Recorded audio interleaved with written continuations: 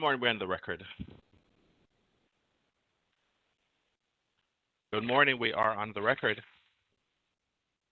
Good morning, as chairperson of the Alcoholic Beverage and Cannabis Board for the District of Columbia, and in accordance with, Good morning, as chairperson of the Alcoholic Beverage and Cannabis Board for the District of Columbia, and in accordance with DC Code Section 2-571 et seek of the Open Meetings Act, OMA, I'm welcoming you to the regular scheduled meeting of the Alcoholic Beverage and Cannabis Board. This meeting is being conducted pursuant to guidance made available by the District of Columbia's Office of Open Government regarding electronic meetings held by public bodies. Electronic meetings by the ABCA Board are authorized pursuant to Section 2577A of the DC Code. Pursuant to the OMA requirements, notice of today's meetings was provided 48 hours in advance of the meeting on ABCA's website and on the District Central meeting calendar. The notice includes the time, date, agenda, and call-in or login information for public participation. This electronic meeting has been hosted by a WebEx account provided by the District of Columbia government. Please address any questions or complaints to the OOG at opengovoffice@dc.gov. My name is Donovan Anderson. I'm chairperson of the board. I would like to introduce the other members of the ABC board who are also participating electronically. Please respond when I announce your names. Mr. James Short. James Short, present. Mr. Silas Grant. Mr. Silas Grant, present.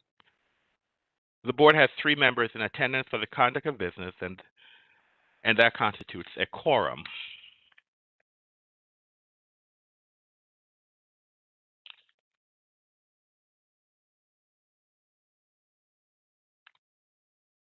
Before we get underway with today's hearing calendar, I need to make a few instructions very clear so that the conduct of these hearings is understood by everyone.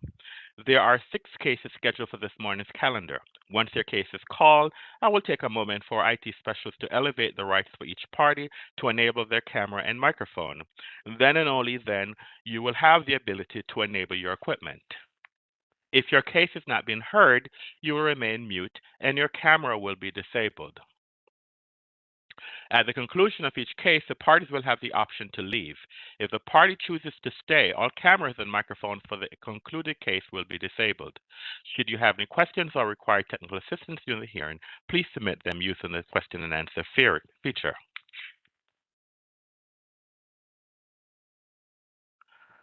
Our first case this morning, this is our protest hearing status calendar case number 24 PRO 00063. Addie Loves Soul Food Restaurant, license number 128106. Good morning, Ms. Oriana. Can you please elevate the rights of the parties in this case, please? Good morning. Perry Brown, your access has been elevated. Or, sorry, Antoine Holmes, potentially. Yes. And I think that's... Isn't there Bernadette James? Is there anyone there for? I do not see a Bernadette James, but let me ask in the chat. Is there anyone there from Addie's Love Soul Food Restaurant?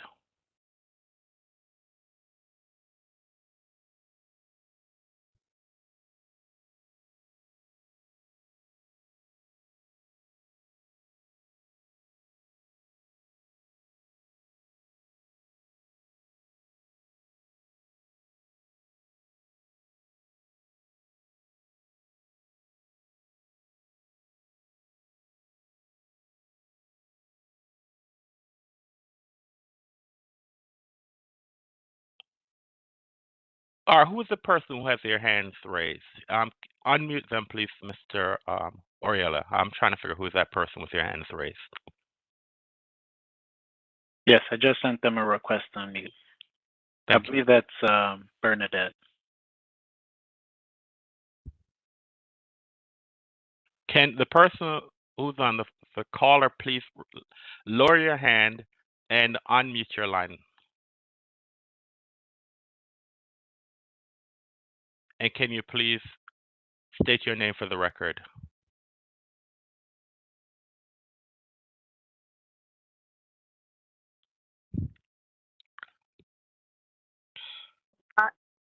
Hi, good morning. This is Bernadette James for Addie Loves Soul Food. Spell your name, ma'am, for the record. Bernadette, Bernadettete. Last name James, James. And what is your relationship with this establishment, ma'am? I am the owner of Addie Loves. Good morning. Mr. Holmes, can you please identify yourself for the record? Yes, Antoine Holmes, ANTAWANHOLMES, Chair ANC 7C. Good morning, sir. Good morning. Ms. James, do you have any preliminary matters you want to bring to the attention, mainly any issues, not substantive, just any issues you want to bring to the attention of the board, ma'am? The only issue that I have is that all statements that have been made, and including during our mediation, were all false and have been rectified. As Mr. Holmes and I have spoke last week, and he said that he would withdraw. All right. That's the only thing. All right. All right. I am Mr. Well, I don't know what happened at mediation. So because mediation is confidential, and so that the mediation is not shared with the board, and the board does not ask information regarding mediation. So, Mr. Holmes, do you have any preliminary matters you want to bring to the board, sir? ANC 7C has met with the applicant, as well as the applicant has met with the community. ANC 7C, the applicant community, will be working on a settlement agreement. And what does that mean, Mr. Holmes, that we'll be working on a settlement agreement, sir? To basically outline all of the points that were discussed during mediation. So will this matter be settled, Mr. Holmes? You believe that this matter will be settled? I believe this matter will be settled, sir. And one of the reasons why I said, okay, if this matter goes to a hearing, this matter is scheduled for a protest hearing on August 7th. Yes, and the ANC does not meet in the months of July and August. We've had a special hearing already in July. So it would be trying to corral all the ANC commissioners back during an election year to see if we can have a meeting in August. So if since this matter has been protested and the ANC will be unable to vote on a settlement agreement if this matter is settled. We always caveat our votes. We always caveat our votes on contingent to agreements being done between the community and there. So it's always built in to be able to be done even without the ANC. Once we vote. And the reason why I'm stating that this is an application for a new license, and the board has to issue. The board does not have. This is not a case that we can necessarily postpone. Yeah. Unless the licensee says that, oh yes, I want you to postpone it. So therefore, we are more likely than not going to have a protest hearing on August 7th. Right. With or without a settlement agreement. And so one of the reasons why I'm asking you, it's because, as you are aware, if this matter goes to a protest hearing, we have to assign an investigator. Yes. The investigator has to interview all the parties to write a report. And I do not want an investigator to have to investigate the case, write a report, if this matter is going to be settled. And that's one of the reasons why I'm asking that. And I have a larger issue I'm going to address with you at the end of this case. We have 2 weeks between now and then. So it should be done.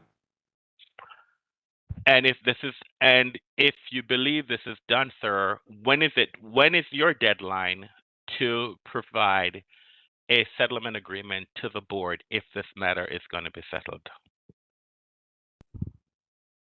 Hopefully, if we can get started on working with it this week, by the end of next week, we should be able to finish everything by the 2nd.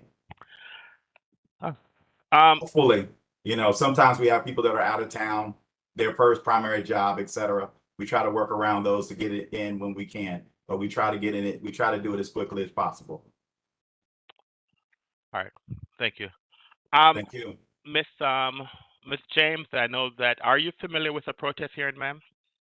No, I'm not. Right. And let me just say, for the record, that I've been established where I am for 5 years, and I have a list of constituents that is fighting for me to have this license. I don't see what the holdup could possibly be.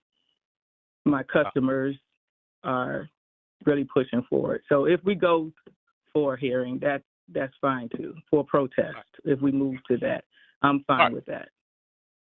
All right. As I stated before, this matter is scheduled for a protest hearing on August 7th at 1:30 p.m.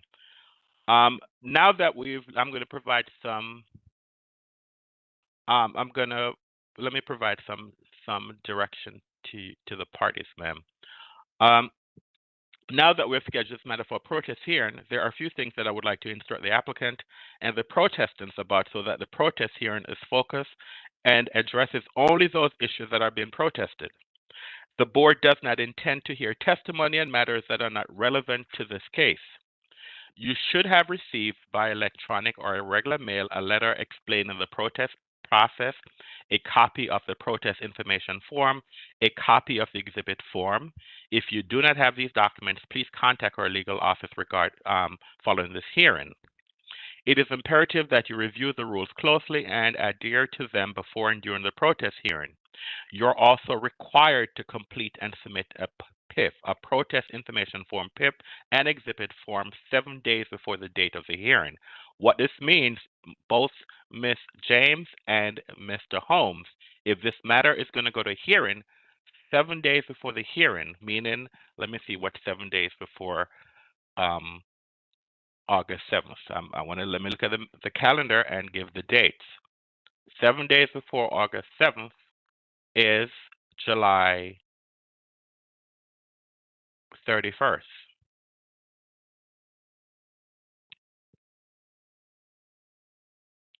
All right, so today's July 24th. So what this means is that by close of business on next week, Wednesday, July 31st, it's required that you do the PIP. If you need instructions how to do a PIP, please contact the legal office. They'll provide you the information. But if this matter is going to a hearing on July 7th, the parties are required to provide this agency with a PIP. And what this does, as I stated before, these two forms and accompanying documents need to be submitted to ABCA's legal division and to all opposing parties in this matter. If we do not receive a copy of your PIP, your application, or your protest, whichever side you're representing, may be subject to dismissal. Likewise, if we do not receive a copy of the exhibit form and the exhibits themselves, your exhibits may be excluded from the record upon a finding that the opposing party has been prejudiced or no good cause for failure to submit has been shown. Likewise, witnesses other than a party may also be subject to exclusion if not identified on the PIP. Accordingly, these forms are very important. They greatly assist the board in narrowing the protest issues, facilitating the process, and keeping the parties on point during the hearing. They likewise provide notice to the opposing parties, enabling them to better prepare for the hearing. As you are aware, all hearings are now conducted virtually. You will have 1 hour to present your case, and you will be only allowed to call 5 witnesses. If you require more time to present your case and you need more than 5 witnesses, please file a motion with the ABC board requesting additional time or additional witnesses. So I heard one of the things that you just mentioned, Ms. James, is that you said that you have community members or your community who supports this license. And so if we're going to this hearing on the 7th, and in order for those people to testify, you need to ensure that the PIP is provided to our agency by close of business on July 31st. Any questions by anyone? Any questions? I have none. I understand. Thank you so much. Thank you. All right. All right. So I wanted parties to be clear that I've now put it on the record that if you are gonna show up at this hearing on August 7th, and that you're gonna call witnesses and you're gonna have documents you're gonna rely upon, it must be provided to the other side, and it must be provided to the agency by July 31st. If you have any questions, if you don't understand what you're doing, please reach out to our legal office. We will provide you whatever guidance you require. Okay? Can you provide me with your office's contact information? Also, there were a few dates that was mismentioned. So is it August or is it October 7th? August, then. We're having the hearing is August 7th at 1:30. 1:30, got it. The PIP is required 7 days before, which is July. I'm looking at the calendar, which is Wednesday, July 31st. You need to submit these documents if it's not settled, and if you're going to the hearing, you need to provide the agency a copy of those documents, and you also need to provide a copy of the documents to Mr. Holmes. Got it. And Mr. Holmes, whatever documents and witnesses Mr. Holmes is going to rely upon, he needs to provide that to you also by close of business on July 31st. Okay. Is everyone clear? Is everyone clear? Understood. Thank you. All right. We've dispensed with this case. Mr. Holmes, okay, so thank you very much, Miss James and Miss Holmes. You can disconnect if you can disconnect Miss James. Mr. Holmes, I guess Mr. Holmes is good. All right, I just want to put for the record whether or not Mr. Holmes is there or not. It's important to the board that if the parties stated that these matters are going to be settled, that the board is provided settlement agreements as soon as possible. And I'm just putting ANC 7C a notice that we were at the the protest hearing status a couple of weeks ago. I was assured by the ANC that by ANC 7C that the matter would be settled and a settlement agreement would be provided to the agency as soon as possible, I believe that day. There was a protest hearing that was scheduled for today, this afternoon, with ANC 7C. ANC 7C did not provide a settlement agreement. They did not provide us with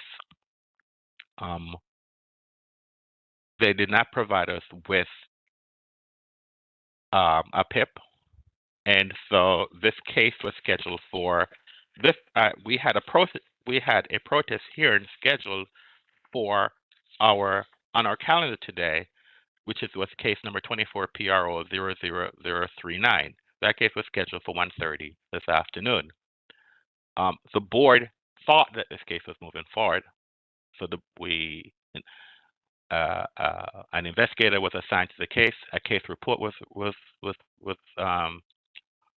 written, and we were prepared today to move forward with this case. And I was just told that a settlement agreement was provided to the board for its review for the first time this morning, and that's just unacceptable.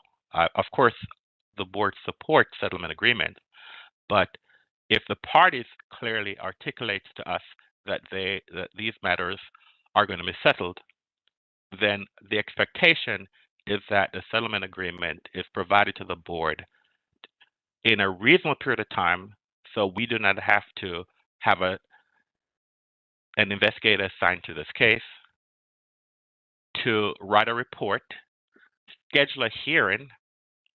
The board is going to go on recess in a couple of weeks, and so therefore our time to schedule hearings are just very tight, and there is only 3 board members. And so I just want to put ANC on notice, that the ANC 7C on notice, because this case concerned ANC 7C, and representations were made to the board, is that I expect and I want the ANC to, if you make certain representations to the board, that you follow through with these representations. Okay, I see that you're still there, Mr. Holmes. Thank you very much for staying on to listen. Have a great day, sir. Excuse me. Yes, Mr. Holmes. Yes, Mr. Holmes. Yes, we did make to you, because we're not, we did say to you that it was going to be done. And of course, as you understand, I'm glad you said this hearing, the timetable necessary for it to be done. We have to work with their lawyer as well, sir. If you look at some of the dates on the document, you'll see that we received it late as well. So we tried to move as soon as we could to make sure that we could help the applicant and move forward on the promise that we stated that we were going to go to settlement with this. So I appreciate you bringing up the narrative, putting the dates available going forward to that. But again, ANC 7C, as we are hearing your notice, we kind of want to push back to say we were working in the best faith of with the lawyers and the applicant to make this happen. And as such, we are quite proud that we were able to get this done and sent to you. Unfortunately, the timetable was what it was. As I stated in the previous case, we have to work with community members. They do have other jobs. We try to reach with them even on weekends to try to get the stuff done. So I'm quite proud of that we were able to get the settlement agreement done. And I just want to say that, thank you for putting the dates out there. Now, hopefully both parties can move on to that date to help you all going forward. Thank you. And thank you for that representation, Mr. Holmes. I appreciate that. I appreciate that. Mhm. So thank you for this representation. All right, sir. Thank you. Goodbye. Have a great day. All right.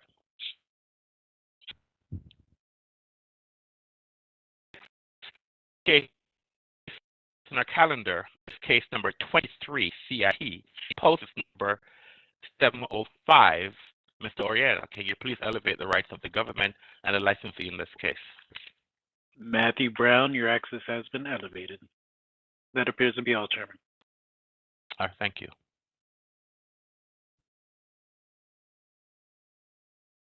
Good morning, Mr. Brown. Can you please spell and state your name for the record? Good morning. Matthew Brown on behalf of the government. That's MATTHEWBROWN. Good morning, Mr. Brown. At showcase hearing status, the licensee is not required to appear. So this matter is scheduled for a show cause hearing on September the 11th at 1:30 p.m. I would like to remind you, Mr. Brown, that if this matter goes to a show cause hearing, that you are required 7 days prior to the hearing to disclose the documents and witnesses that you will be relying upon at the hearing. Failure by either side to disclose documents and witnesses, the board is empowered to prevent that side from moving forward to rely on documents and witnesses that have not been previously disclosed. Okay? Yes, thank you, Mr. Chair. All right, thank you. I'm sorry, did you want to make a further representation regarding that case, sir? Yes, the district would just like to briefly note that this establishment's license is on the board's docket for the cancellation agenda on July 31st. And I don't, well, until this matter shows up on a public agenda and until this case shows up on that agenda, and if the board votes to cancel the license, then we will ask the government to make a motion to dismiss the case based on the cancellation of the license. But since that has not been done, the board is moving forward at this juncture. So this matter is scheduled for the show cause hearing on September the 11th. And as you stated, there's a cancellation agenda, and if the board votes to cancel the license on July 31st, then the government will so inform us of our action and let us know that this case, they're dismissing the case based on the cancellation of the license. Okay, sir? Yes, Mr. Chair, thank you. All right, thank you. All right, the next case on our calendar is case number 24, CIT 00204, the Big Stick, license number 94844. Mr. Oriana, can you please elevate the rights of the licensee in this case, if there's a licensee available to be here today? I don't see one present. I do see a call-in user. Would you like me to elevate? You could find it. Is there someone from the big stick here? Sure, one sec. And Mr. Brown, I am somewhat aware of certain preliminary matters in some of these cases, but since they're not, yeah, okay. So let me put it that way, okay? Understood. But I appreciate you bringing certain things for the record. You can say it, but I can't, okay? Okay. Like there's no licensee. All right, thank you. All right, Mr. Brown, can you please identify yourself for the record? Yes, Matthew Brown on behalf of the district. That's MATTHEWBROWN. Good morning, Mr. Brown. For the big stick, this matter then is scheduled for a show cause hearing on September the 11th at 10:30 a.m. Again, I would just want to remind you, Mr. Brown, if that's, and again, as I stated on the record in the previous case, at show cause hearing status, the licensee is not required to be present. So this matter is scheduled for a show cause hearing on September the 11th. If this matter goes to a show cause hearing, the parties are required to 7 days before the hearing to disclose documents and witnesses. Failure by either side to disclose documents and witnesses 7 days before the hearing, the board is empowered to prevent that side from moving forward. All right, sir. So this matter then is scheduled for a show cause hearing on September the 11th. If the matter is settled, the government, of course, can send the board an offer and compromise for our review and approval. Okay? Understood. All right.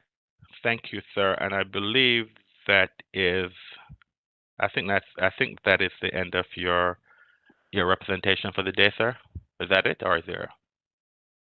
Yes, I believe so. All right. All right. Then you have a great day, sir. Thank you. You as well. Thank you. All right. Bye-bye. Thanks. The next case in our calendar is case number 24, CIT 00131. I'm Eddie Kano, Nantucket Clam Shack, license number 110237. This case has been canceled due to the submission of an offer and compromise to the board for its approval, for its review and approval. All right. The next case on our calendar is we have two fact finding hearings, so I'm going to call both cases at the same time. There's a pub crawl. Miranda McLean, and the other pub crawl is Alex Lopez. And so, could Mr.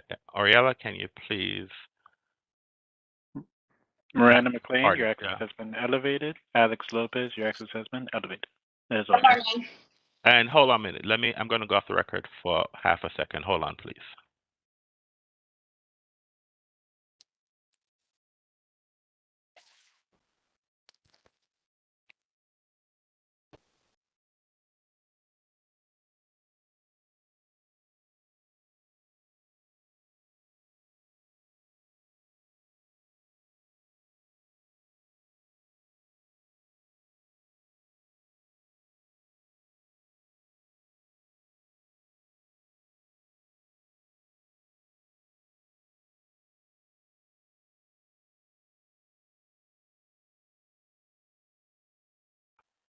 Okay, we're back on the record. Can I have the Miss McLean? I need the parties on camera, and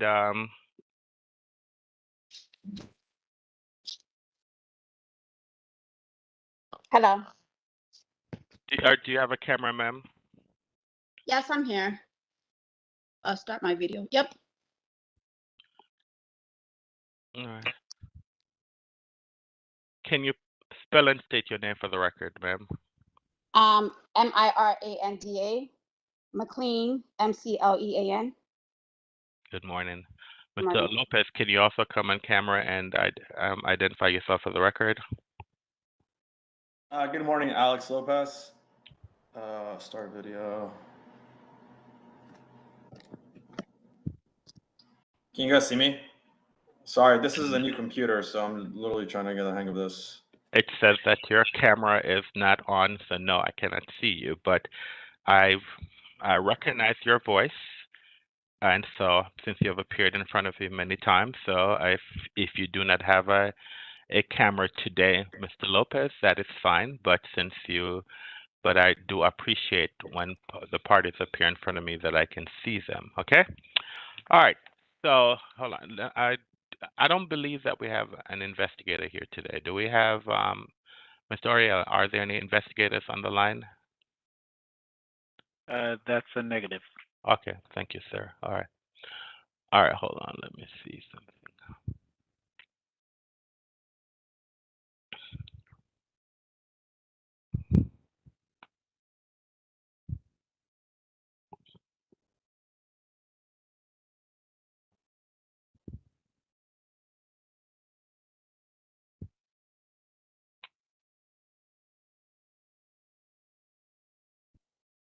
All right. Good morning, Miss McLean. So your pub crawl was the one that was first on our agenda. So can you tell us? Good morning. Good morning. All right.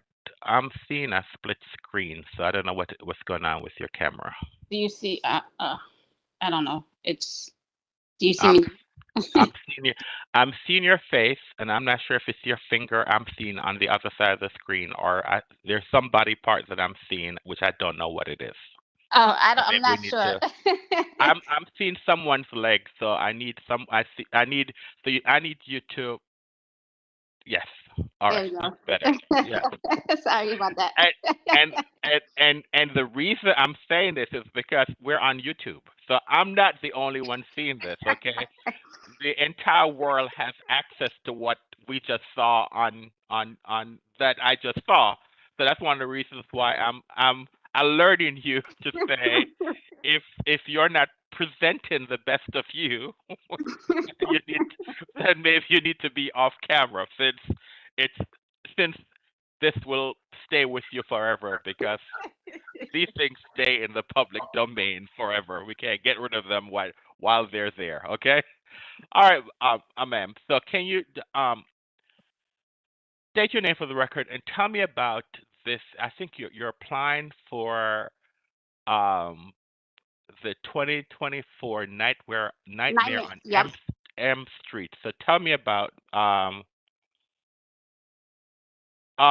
I think Mr. Oriella, I think Mr. Lopez wants you to elevate his rights on a different computer, I believe. So, but Miss McLean, you can tell us about this nightmare. Tell me about Lindy Promotions, ma'am. All right. So we've been doing the crawls with you guys for over 10 plus years. The crawl that we're applying for is our annual Halloween crawl. It's the same, like, it's our guests buy their tickets online. They get a wristband. When they get to registration, their ID, they get a wristband. They enjoy drink specials by the participating bars. After that, the crawl is over. We hire security. We have our cleaning crew. Um, and that's basically it. It's basically Lindy Promo is just a pub crawl company for DC, and we do crawls throughout the year. And our biggest is always Halloween. So, tell me about the event. Describe the event first. So basically, customers go online, they buy tickets. When they get to the registration point, we email them, letting them know which bars are the registration point. They get to the registration point, they get ID, they're giving a wristband and whatever swag or whatever souvenir. They go from one location to another location. It's not time. They get to they bar hop, and with the wristband grants them access to exclusive drink specials from the bars, because without the wristband, you can't get certain, like, the cost. The cost is cheaper for our participants. We hire staff for the event. We normally have, a turnout of a decent amount of people, anywhere from 15 to 2,500 people. Depending on, time of marketing. We do marketing online, at the venues, different contests and stuff like that. And then we have security. we team up with our own security. We hire security for the event. Then we have the venue security. And then we know one stipulation is always cleaning. So then we have our own cleaning crew that cleans after all the bars, cleans up the areas after the bar, all the bars and not during. And then that's basically the overall of the event. Now, is this the same event that you've had previously? Yes, it's the same exact event So, we have every year. did you work on this event last year, ma'am? Yes. So tell me, how did that event go last year? It went pretty good. We didn't have, I was actually the last 2 years, but last year, because I know there was, we were worried about, crowd control and stuff like that. This last year we did things different where we had, the team meeting with security, better crowd control when it came to blocking the streets. It went very well. Because we institute a lot of operational, based off of our last fact hearing, we instituted a lot of operational procedures that we haven't in the past. And me being there, on my feet, it made me, I was able to digress a lot of situations and crowd control and stuff like that in regards to, making sure the event went smooth and it ran as well as it needed to be. But why don't you just be a little bit more specific in telling me specifically what were some of the procedures that you So instituted basically, last year? before this last year, what we did is we had more than one registration point. So normally we had two. This last year we had 3 registration points. We made sure everybody had their tickets on their phone, not the printed out tickets, the old school way of printing out your tickets and stuff like that. So it ran a little smoother. We instituted new devices for scanning. So it was our biggest thing with last year was that we was able to get people in the doors faster, and we had more security this time around in regards to people lounging in the street, holding up traffic, or stuff that drunk people do. So and we had a team meeting, which prior to us being there, because it was my other partner that used to be there, whatever. This time around last year, I actually was there myself. We actually had team meetings of, this is this is the setup, this is what we're doing, front door setups, powwow with our security, the venue security. So that's basically what I oversaw this past Halloween. And is that the same procedures that you're Yes. instituting this year? Yep. Because we do it in our other markets. So it was like I said, this was my first time since COVID actually being out there myself. Because prior to COVID, it was me and some of the other staff. And we've been letting our partners run the show. But, I wanted to see what was the flaws or any issues that needed to tighten up to make the event a little bit smoother and stuff like that for all parties and obviously customers. I was able to institute, and we decided that because it worked for us for St. Pat's also. So it's certain procedures that we're gonna move forward with, whether I'm there, I'm not there, but most of it I will drive down to DC to be there. Now, so what's the time of the event? I believe this event is, hold on, let me pull it up because I have 2 events that day. 1 second.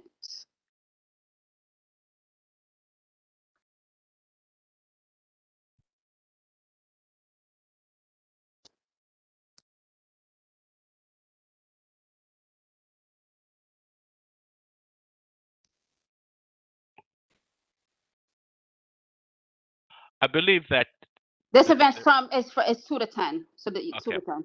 Yeah. All right. And how many people are you asking for? 2,000. What neighborhood is this, please? DuPont. And just strictly DuPont, or is that tell me just a little bit more specific. Is it just DuPont Circle, or yeah? It's just DuPont Circle. Was this the same neighborhood that we provided last year? Yep.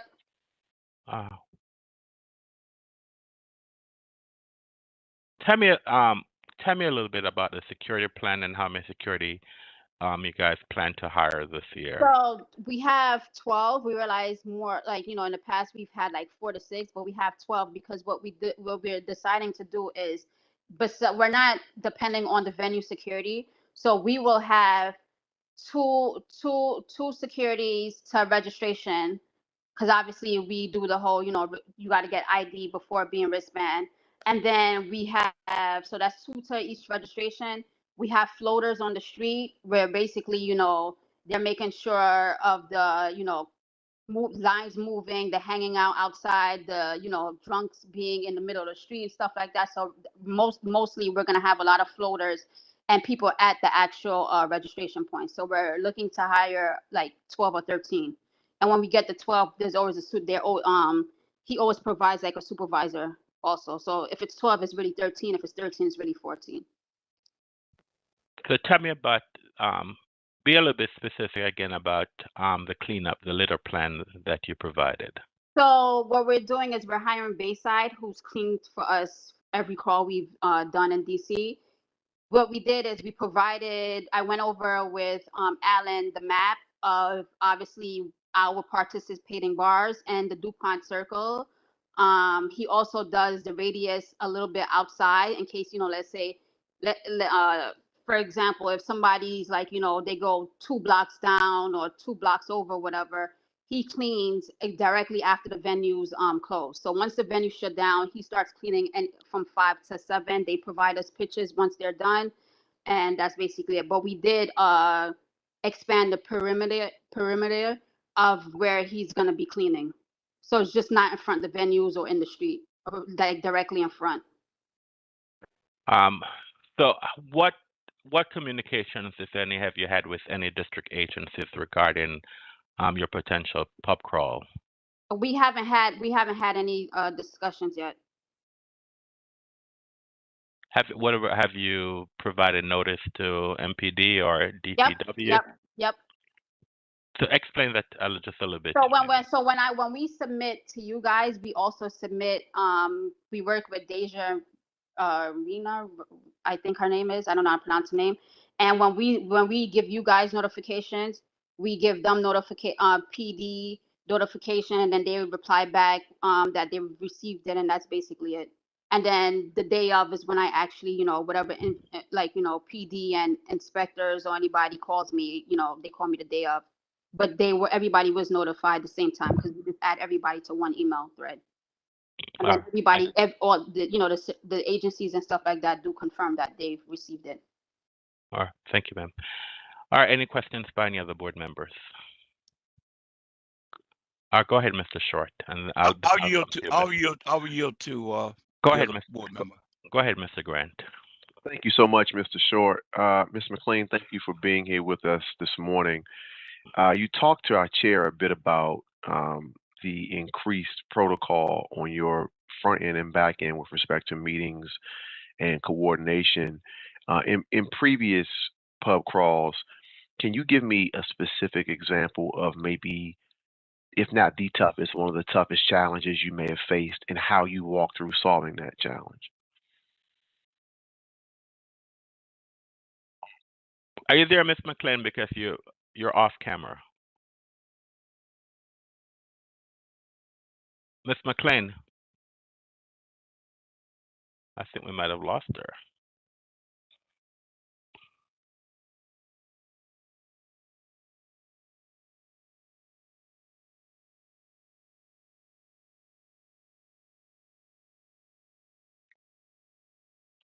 Ms. McLean?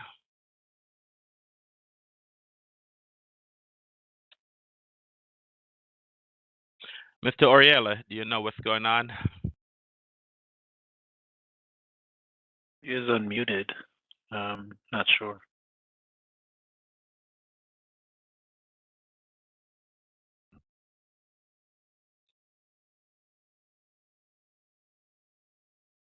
I'm reaching out in the chat. Thank you.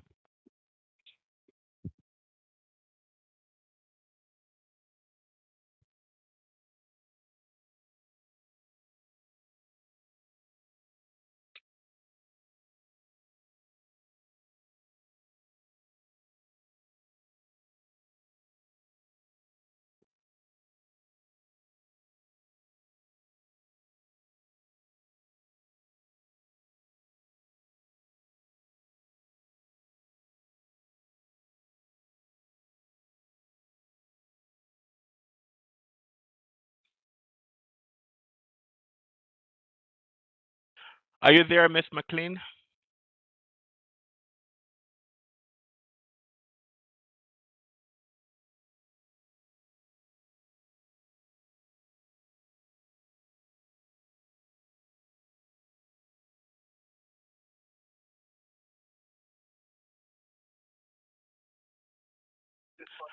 Miss McLean?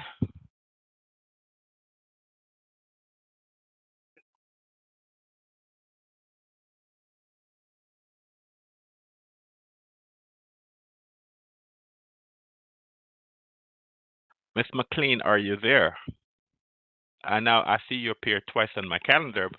I'm sorry, I see you appear twice on my screen, but I'm not hearing anything from you. So where are you, Miss McLean? Sorry about that. I don't know. The app just closed. Well, Can you guys hear me? I can hear you, but I can't see you. But all right, since I've seen you before, so but Mr. Grant, are you still there, ma'am? All right, Mr. Grant had asked you a question. Yeah, I heard it. I'm gonna answer. So Okay. the most challenging is, because it's like, normally on a Saturday, everybody comes out, would be for us the crowd control. Like, I'm going to be honest, like there's people that come, they want to pay at the door and stuff like that. And it's basically just getting people inside the venues. And like I said, in the past, it's been a lot of internal funky things, like whether the scanners, Wi-Fi, the lack of, adequate security, not having a proper team meeting prior to the events and stuff like that. And like I said, this past Halloween, we had new devices. We were strict on, like, people get, like, forming a line to get into the venues, having security actually, like, help move the, like, make announcements, have your tickets out, have your IDs ready. Because you get the people who, they fiddle when they get a front or they hold up the line. So I would say that was our biggest challenge. It wasn't for the past two calls we've had so far since then. Thank you for that. Just one follow-up question. Given the lessons that you all have learned and the new things you've instituted as your new protocol, is that documented? And if so, is it shared with new people that are coming in to work with you this year? Yes, it is.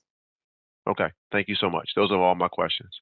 Thank you, Mr. Grant. Mr. Short. Thank you, Mr. Chairman. Good morning still, Ms. McLean. Good morning. Okay. Mr. McLean, are you familiar with the District of Columbia Municipal Regulation 712 that is specifically just for pub crawls? I remember it from previous calls, but I can't recite it off the top of my head. Okay. You mentioned that you have a litter plan, correct? Yes, we do. Okay. For the record, I'd just like to read to you again from the District of Columbia Municipal Regulations, section 712 pub crawls, subsection 712.7. It says the litter plan required by 712.5 shall. And A says set a time frame within which the litter removal vendor will remove litter from the graphic areas in which the pub crawl occurred. The time frame shall require that the litter be removed by no later than 10 a.m. on the day after the pub crawl. Now, again, you said you have a contract with someone to clean up, and what hours are they going to be cleaning up? 5 to 9. So after 9 p.m. 9 a.m. the next morning. Oh, okay. When the bars okay. close, yes, when the bars close. So even though our event ends, they literally go in the next morning when the bars close, 5 a.m. Okay. But the regulation says that the time frame shall require that the litter be removed by no later than 10 a.m. the day after. So will you commit that all the areas, should the board grant you what you're asking for, will you commit to what the law says about no later than 10 a.m. on the day after, that the area will be still clean? Correct. I will. Okay. Will you be there yourself at Yep, 10 a.m. to make sure? I'm not from DC, but we drive, and what we do is we leave the following morning after, because like I said, we like to take our own pictures and stuff like that of cleanness and do our rounds with the stuff. So yes, I actually do stay till the day after, till the morning after, and then drive back. Okay. So there's another pub crawl scheduled the same night as yours, in the same neighborhood. Are you aware of that? Yeah, we're aware.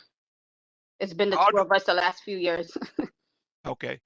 How do we, working with you and the ABCA investigators, make sure that, because you know that your persons can't go around the corner and they who are having theirs on Connecticut Avenue can't come to M Street.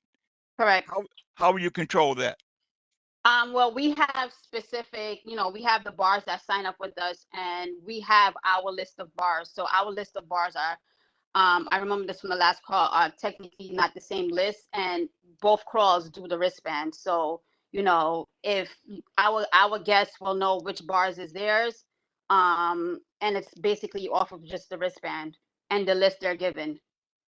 Okay. So now, if granted, you know that there will be an investigator assigned to you just for your crawl.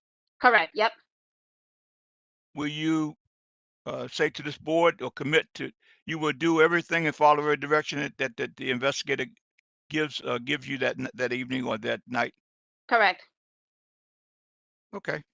Sounds like you have everything that I'm really concerned about, crowd control. So, and you have the little plan, and you're going to commit to 10 a.m. the next day that M Street will be clear and clean. Correct. Thank you very much. That's all I have, Mr. Chair. All right. All right. I don't have any other questions, Miss McLean, so you can stay on. So let me call Mr. Lopez. Mr. Lopez. Good morning. I can't see you. I thought you said you're on a new computer, so I still First cannot off, see you. I do want to apologize. I've tried for All 20 right. minutes to fix the camera. This is a All new right. computer. I just do not know what's wrong, what's All right. happening. All right, that's fine, Mr. Lopez. Tell me about your tell me about what is it? Tell me about who are you, sir? Tell me just for the record. I am Alex Lopez, and I am the owner of Project DC Events. Okay. So what is it that you're what event are you having this year, sir? We have applied to host a DC Halloween crawl. This event for us is going to be the 12th year that we're putting this event together. Very similarly to what Miranda just went over. The last few years have been much smoother events for both our companies. I do want to expand a little bit on, I think that Mr. Shore talked about the litter in DuPont Circle. I do want to say that perhaps 3 to 4 years ago, the DuPont bid hopped on a call with us during the fact-finding hearing, and they expressed a lot of concerns in terms of trash. I think one of the things that they brought up during said hearing was the fact that they were thinking about potentially having the promoters pay the bid directly rather than us hire a third-party company to handle the cleaning. I think that conversation, kind of went away after we had a lot of conversations on our end, Project DC Events with Bayside, in terms of proof of, pictures, videos of the post-event cleanup, because that was a big thing for DuPont. And I think that year one, I want to say this was 3 years ago, we've emailed those pictures to the bid, and they were very content with the proof of cleanup from Bayside. So that's one thing that Alan, the owner of Bayside, has been doing for us. Every event that we hire him for, and I think it's about 8 to 9 a year, we receive pictures and videos at 7 in the morning after they're done. So this year's Halloween event's not going to be an exception when it comes to the cleanup. So just tell me about just provide a little bit more detail about the event, sir. Sure. For this event, we've applied for an event capacity of 2,500 to 3,500 participants. The event hours are from 2 o'clock to 10 o'clock, very similar to Nightmare on Elm Street. For this event, and obviously this is the same thing we did last year and the year before, we have 5 check-in locations. I think for us, that has been a good number in terms of, crowd control, in terms of making the user experience a lot better. We have about anywhere from 40 to 65 event staff members that come to help out and work the event. Project DC Events is a DMV business. We live in DC and Arlington. So for us, making sure the streets are clean the next day, making sure that we have numbers, we have bodies at the event is a priority. And yeah, I mean, that's essentially it. So tell me about your security, the security plan, and how many security personnel will you have? We have on average anywhere from 8 to 12 staff per check-in location. Like I said, for this event, we're going to have 5 on the minimum. We make sure that every single venue that's working the event is staffed to the full. They usually have anywhere from, I would probably say 3 to 4 at the door, making sure alcohol's never leaving, making sure that only wristbanded participants go in, making sure IDs are checked. So in addition to our, anywhere from 10 to 12 staff members per check-in location, we make sure that each venue is staffed fully. Every single event that we've had, especially for Halloween, we always meet with the investigator before things get a little hectic. The last few years, we've had anywhere from like a 15 to 20-minute conversation before the event gets quite busy, going over the maps, going over our check-ins, going over anything that needs to be addressed. But yeah, other than that, everything's quite similar to what Miranda explained. Let me see. What communications, if any, have you had with any other DC agencies regarding the pub crawl? We've sent over the security plan, and we've sent over the litter plan. So that is as part of the application process. That's one thing that we have to do. And when we also submit our application to ABRA, we do we also print out proof of emails to both MPD and fire.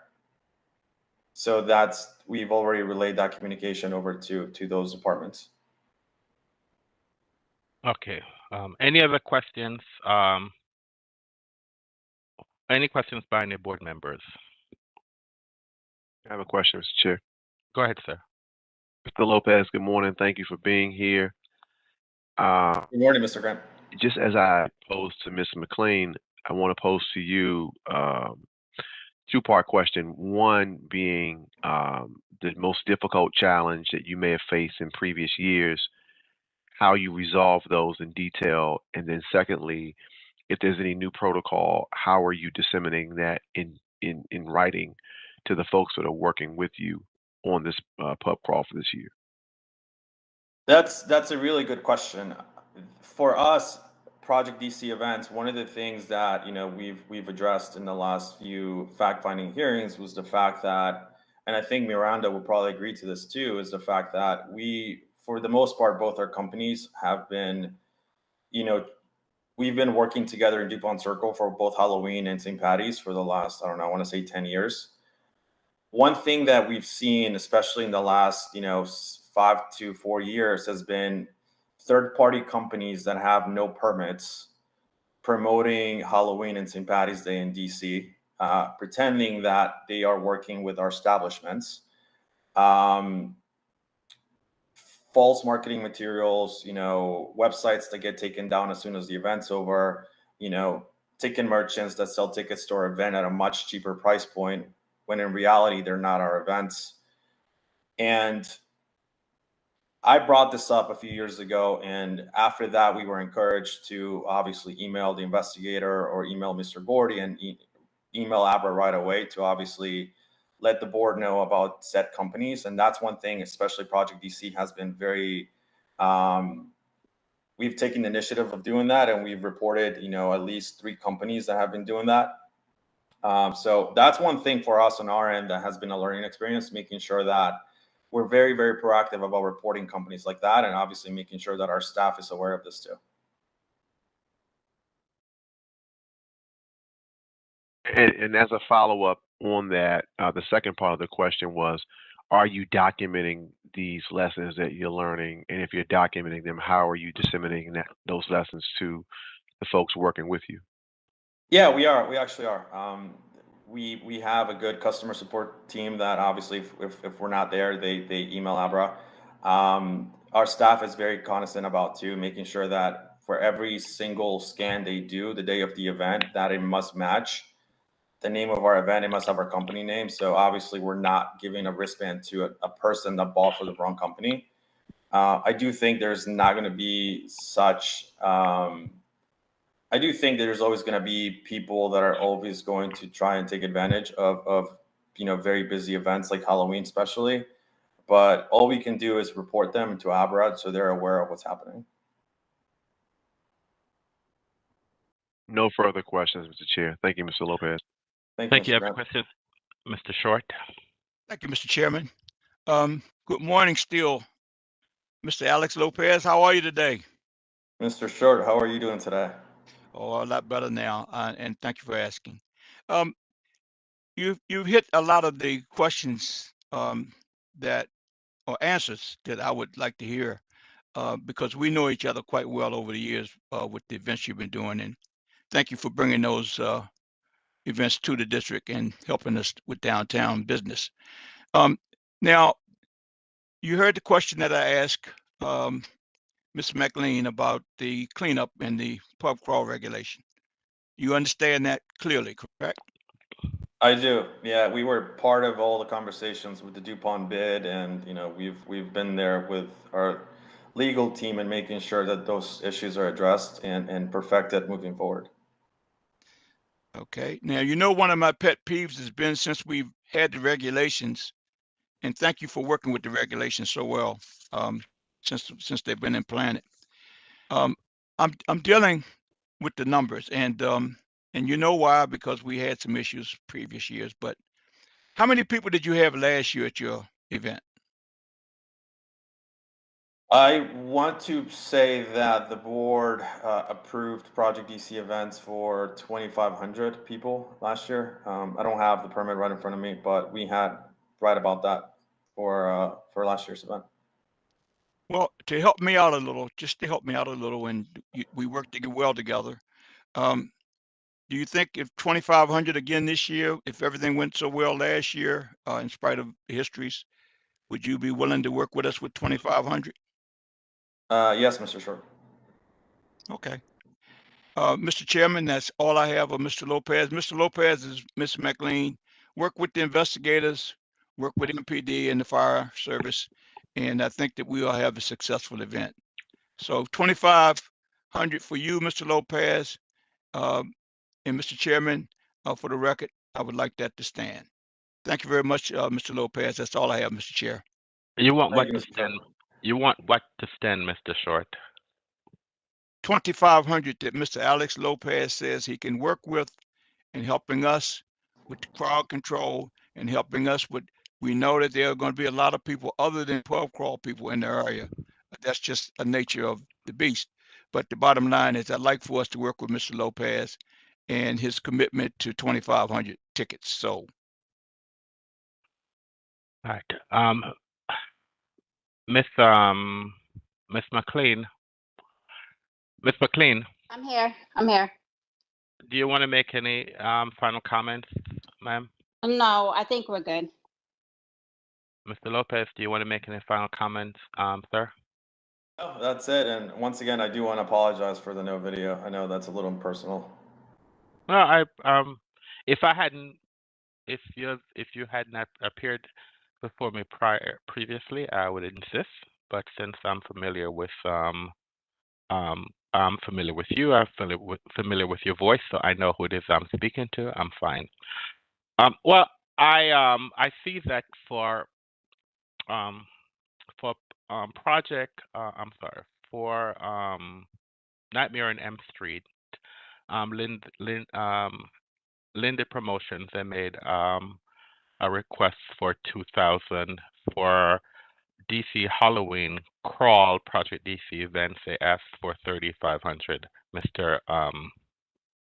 Lopez basically, in his conversation to Mr. Short, stated that he would be satisfied with 2,500, and so therefore I then make a motion that the board approves for Lindy Promotion 2,000 and for Project DC events 2,500. Second that motion. Mr. Short has seconded the motion. Let's take a roll call vote. Mr. Short, Mr. Short, I agree. Mr. Grant, Mr. Grant, I agree. and Mr. Anderson agrees. The matter passed 3-0. So therefore, for project for Lindy Promotions 2,000 and for the pub crawl for DC Halloween Crawl, the board approves 2,500. Thank you very much. Have a great day. Thank you very much. Thank you. All right. Bye-bye. All right. Okay, so we have now dispensed with our agenda items for the day, and let us now do our we have dispensed with our calendar for the morning, and let us now do our agenda items. And so the first agenda item, it's our legal agenda, alcoholic beverage. The first matter on our legal agenda, alcoholic beverages, number one, review of an offer in compromise in lieu of a hearing dated July 23rd, 2024 for case number 24 CIT 00134, which is the Italian Bar.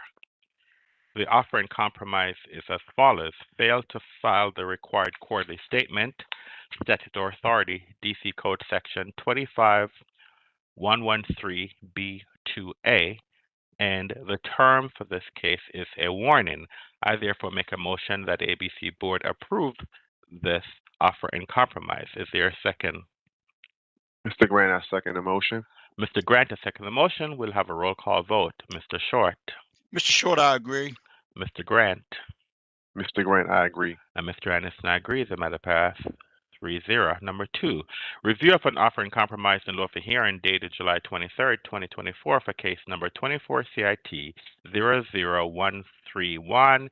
This is for Eddie Kano Nantucket Clam Shack, license number 110237. The offer in compromise is, the charges failed to file the required quarterly statement, DC Code Section 25-113B2A, which is the fourth quarter for the period October to December 23. It's the first secondary violation. The term is $250, fine within 30 days, or the license shall be suspended indefinitely until the fine has been paid, and they are required to submit any pending quarterly statements if they have not been submitted. I therefore make a motion that the offer in compromise be accepted. Is there a second? Mr. Short, I second. Mr. Short, I second the motion. We'll have a roll call vote. Mr. Short. Mr. Short, I agree. Mr. Grant. Mr. Grant, I agree. Mr. Anderson, I agree. The matter passed 3-0. Number two, review of the request to reinstate dismissed application. Application dismissed on June 26, 2024, pursuant to Board Order Number 2024-457. This is Minnesota Liquor, license number 106557. I make a motion that we deny this request. Is there a second? Mr. Grant, I second the motion. Mr. Grant has seconded the motion. We'll have a roll call vote. Mr. Short. Mr. Short, I agree. Mr. Grant. Mr. Grant, I agree. And Mr. Anderson, I agree. The matter passed 3-0. Number four, review of request to reinstate dismissed application. Application dismissed on June 26, 2024, pursuant to Board Order Number 2024-458. Colony Liquor, license number 122455. I make a motion that we deny this request. Is there a second? Mr. Short, I second. Mr. Short, I second the motion. We'll have a roll call vote. Mr. Short. Mr. Short, I agree. Mr. Grant. Mr. Grant, I agree. Mr. Anderson, I agree. The matter passed 3-0. Number five, review of Mayor's order requiring the redesignation of the Alcoholic Beverage Regulation Administration as the Alcoholic Beverage and Cannabis Administration and the Alcoholic Beverage Cannabis Board as the Alcoholic Beverage and let me start over. Number 5, review of Mayor's order regarding the redesignation of the Alcoholic Beverage Regulation Administration as the Alcoholic Beverage and Cannabis Administration and the Alcoholic Beverage Control Board as the Alcoholic Beverage and Cannabis Board. I make a motion that we effectuate this change. Is there a second? Mr. Grant, I second that motion. Mr. Grant has seconded the motion. We'll have a roll call vote. Mr. Short. Mr. Short, I agree. Mr. Grant. Mr. Grant, I agree. And Mr. Anderson, I agree. The matter passed 3-0. We now move to our legal agenda settlement agreements. The first matter on our legal agenda settlement agreement is review of a settlement agreement filed July 10th, 2024 by and between Advisory Neighborhood Commission 6B and DMV Liquors, Wines, and Beers, license number 127963. I make a motion that we approve this request. Is there a second? Mr. Short, I second. Mr. Short, I second the motion. Let's have a roll call vote. Mr. Short. Mr. Short, I agree. Mr. Grant. Mr. Grant, I agree. Mr. Anderson, I agree. The matter passed 3-0. Number 2, review of a settlement agreement filed July 9th, 2024 by and between Advisory Neighborhood Commission 7C and Dick's Market, license number 116408. I make a motion that we approve this request, this agreement. Is there a second? Mr. Grant, I second the motion. Mr. Grant has seconded the motion. We'll have a roll call vote. Mr. Short. Mr. Short, I agree. Mr. Grant. Mr. Grant, I agree. Mr. Anderson, I agree. The matter passed 3-0. Number 3, review of settlement agreement filed July 15th, 2024 by and between Advisory Neighborhood Commission 7C and Big D Liquors, license number 126812. I make a motion that we approve this agreement. Is there a second? Mr. Short, I second. Mr. Short, I second the motion. We'll have a roll call vote. Mr. Short. Mr. Short, I agree. Mr. Grant. Mr. Grant, I agree. Mr. Anderson, I agree. The matter passed 3-0. Number 4, review of a settlement agreement filed July 15th, 2024 by and between Advisory Neighborhood Commission 7C and Suburban Liquors, license number 117766. I make a motion that we approve this agreement. Is there a second? Mr. Grant, I second the motion. Mr. Grant has seconded the motion. We'll have a roll call vote. Mr. Short. Mr. Short, I agree. Mr. Grant. Mr. Grant, I agree. And Mr. Anderson, I agree. The matter passed 3-0.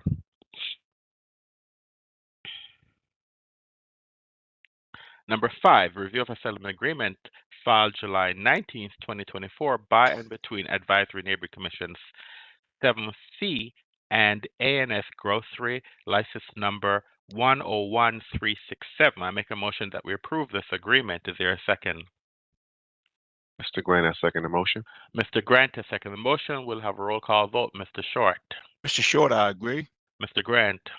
Mr. Grant, I agree. Mr. Anderson, I agree. The matter passed 3-0.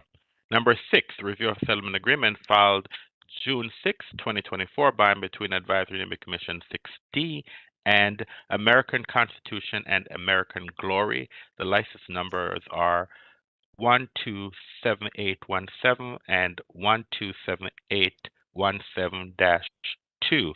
I make a motion that we approve this request. Is there a second? Mr. Short, I second. Mr. Short has seconded the motion. We'll have a roll call vote. Mr. Short. Mr. Short, I agree. Mr. Grant. Mr. Grant, I agree. And Mr. Anderson, I agree. The matter passed 3-0. We now move to our legal agenda, medical cannabis.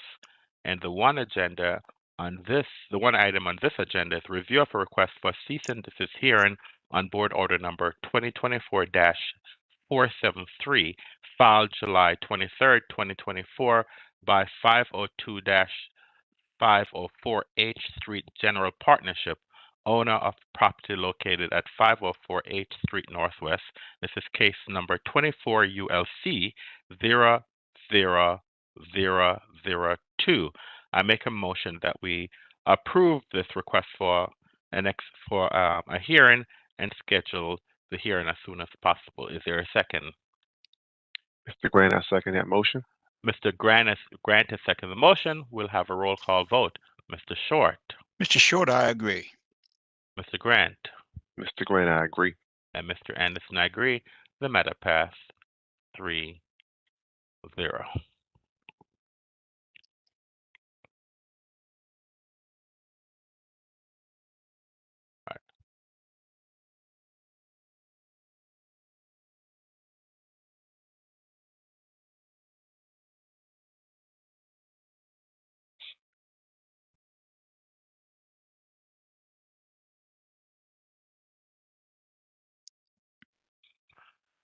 Let's move then to our licensing agenda. The first matter on our licensing agenda, review requests for reinstatement of a license canceled on May 1st, 2024 due to failure to extend safekeeping and failure to renew. This is for District Still, license number 102521. I make a motion that refer this matter back to licensing. Is there a second? Mr. Short, I second. Mr. Short, I second the motion. We'll have a roll call vote. Mr. Short. Mr. Short, I agree. Mr. Grant. Mr. Grant, I agree. And Mr. Anderson, I agree. The matter passed 3-0. Number 2, review request to remove the streetery endorsement from the license. This is for La Hambe, JAMBE, license number 099738. I make a motion that we approve this request. Is there a second? Mr. Grant, I second the motion. Mr. Grant has seconded the motion. We'll have a roll call vote. Mr. Short. Mr. Short, I agree. Mr. Grant. Mr. Grant, I agree. Mr. Anderson, I agree. The matter passed 3-0. Number 3, review request for approval to provide a gift of City Open tournament tickets that do not exceed $500 in value to various licensed retail establishments. This request has been made by Breakthrough Beverage, license number 124554. I make a motion that we approve this request. Is there a second? Mr. Short, I second. Mr. Short, I second the motion. We'll have a roll call vote. Mr. Short. Mr. Short, I agree. Mr. Grant. Mr. Grant, I agree. And Mr. Anderson, I agree. The matter passed 3-0. We now move to our supplemental licensing agenda. The one matter on our supplemental licensing agenda is the review of requests for a disposal permit to return unopened alcoholic beverage inventory to DC wholesalers from which they were purchased originally. The license has closed for business. This is for Duplex Diner, license number 097032. I make a motion that we approve this request. Is there a second? Mr. Short, I second. Mr. Short, I second the motion. We'll have a roll call vote. Mr. Short. Mr. Short, I agree. Mr. Grant. Mr. Grant, I agree. And Mr. Anderson, I agree. The matter passes 3-0. We now move to our temporary one-day and substantial change agenda. There are 16 applicants on this agenda. I will read all 16 names in the record. I'll read the names, the category of license, what the event that's been requested, the date of the date, the license number, and the numbers. And at the end of and I will also make a recommendation. And at the end, I will ask the board to approve the recommendations put forth in the record by the chair. The first applicant is Anthony Dale. I request this a one-day license class F Jazz in the Garden. This is July 26th. The license number is 129386. 150 attendees, 3 security guards. Recommendation for approval. Number 2, it's another request from Anthony Dale, a one-day license class F Jazz in the Garden. This is August 23rd. The license number is 129387. 150 attendees, 3 security guards. Number 3 is a request from Petros Halimariam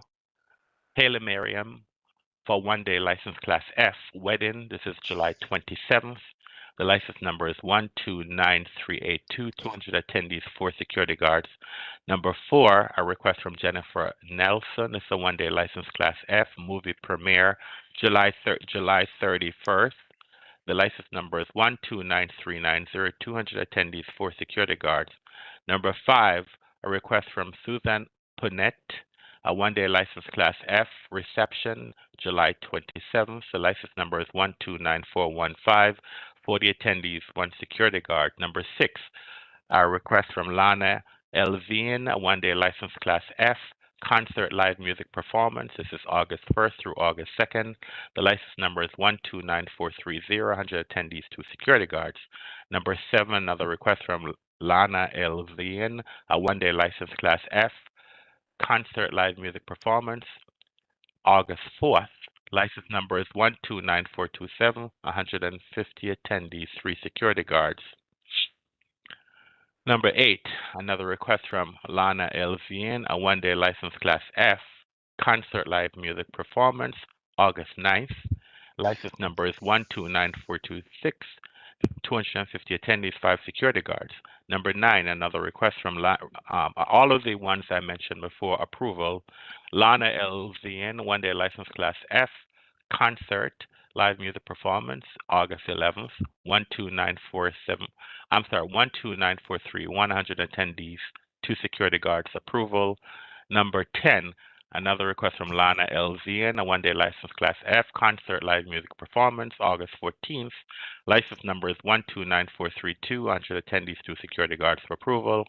Number 11, Lana Elvin, one-day license class F, concert live music performance, August 14th.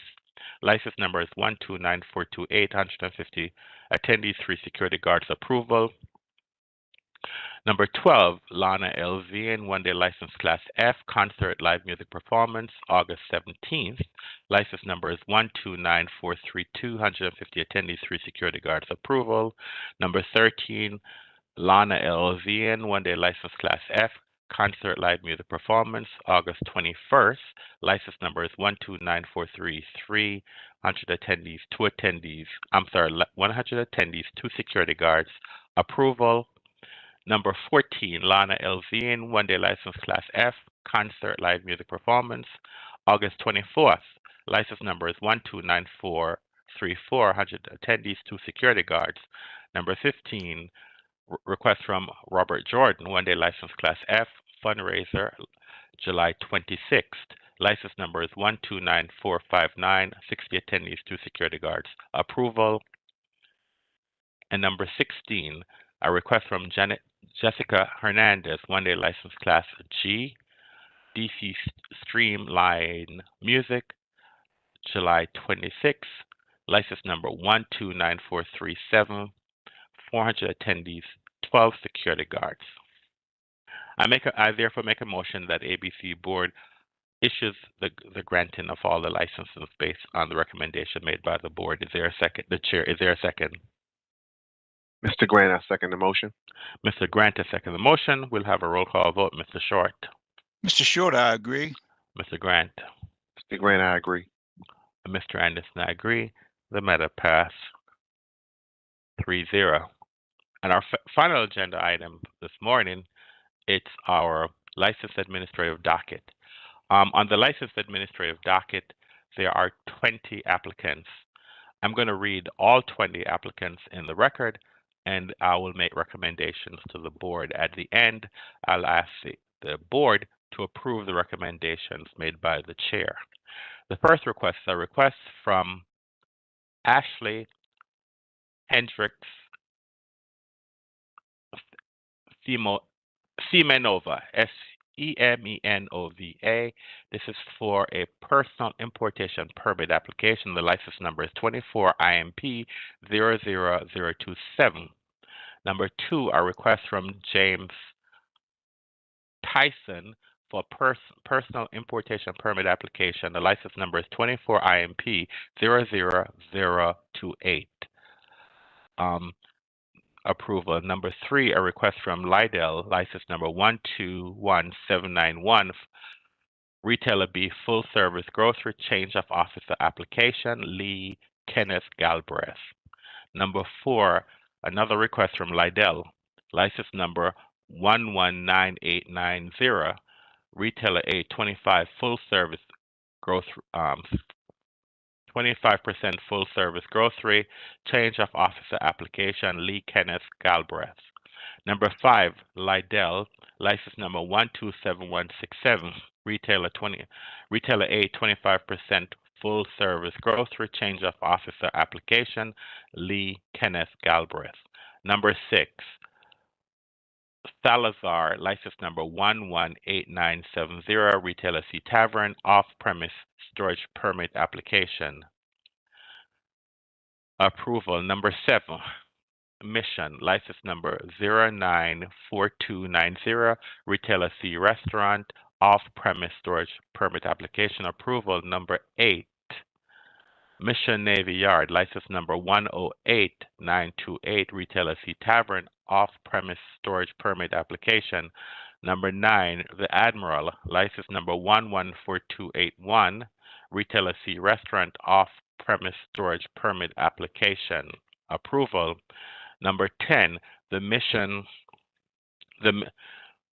Number 10, Royal Sands Social Club, license number 119970, retailer C Tavern, off-premise storage permit application. Approval. Number 11, Salatai, license number 120056, retailer C Restaurant, carryout and delivery endorsement application. Approval. Number 12, Breakthrough Beverage, license number 124554, wholesaler A, gift and loan application, Solo Stove. Approval. Number 13, Hyde Kitchen and Lounge, license number 127492, retailer C Tavern, trade name change application. The new name is Highlight. Number 14, Silverman's Liquors, license number 129441, retailer A, liquor store, transfer without sale application. Approval. Number 15, Grave Spirit, license number 128970, wholesaler A, new ABC license application. Number 16, Shinwa Izawaka, IZAKAYA, license number 128816, retailer C Restaurant, new ABC license application. Number 17, Squash on Fire, license number 129229, retailer C Restaurant, transfer without sale application. Approval. Number 18, it's Washington Marriott Capital Noma Yara, license number 121372. The recommendation is to return this one back to licensing. Number 19, the Continental DC, license number 128701, retailer C Restaurant, new ABC license application. Approval. Number 20, 45 Coffee Roasters, license number 128762, retailer C Restaurant, new ABC license application. I therefore make a motion that the ABC board approve the recommendation made by the chair for the licensed administrative docket. Is there a second? Mr. Short, I second. Mr. Short, I second the motion. We'll have a roll call vote. Mr. Short. Mr. Short, I agree. Mr. Grant. Mr. Grant, I agree. And Mr. Anderson, I agree. The matter passes 3-0. We're now at the end of our calendar items for the morning, and I would like to thank the members of the public who participate in our calendar this day, and also for the board members. We're now in recess, until our 1:30 hearing, and I will ask all board members to return to executive session for a brief debrief. So I'll see all board members in executive session. Thank you.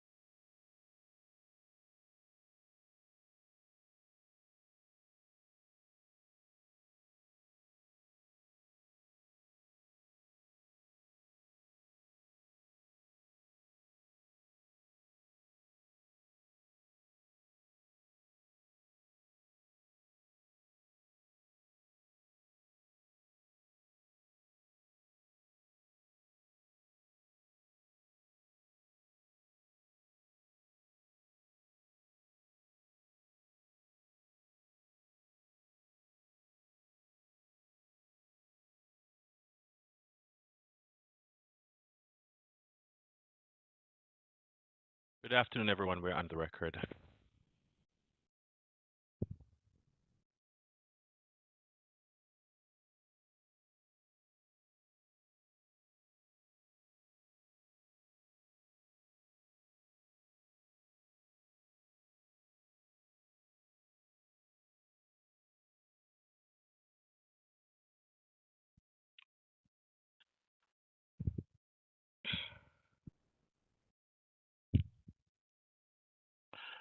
Good afternoon, everyone.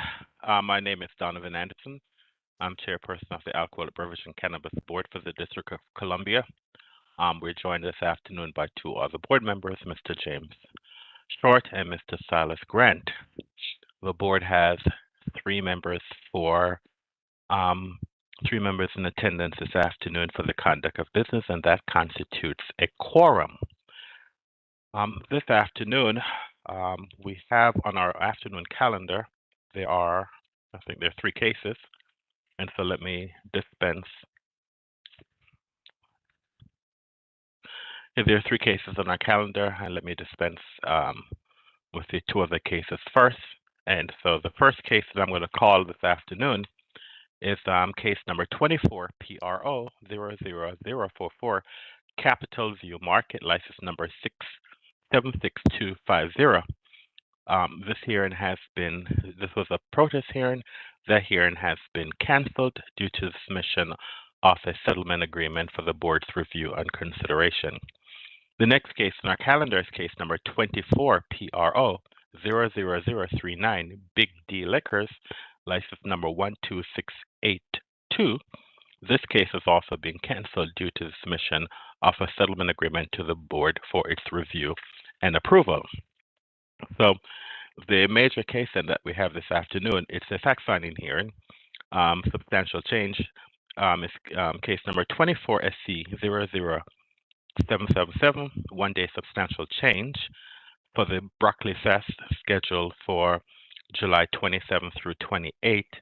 The applicant is Levy Premium Food Services LLP.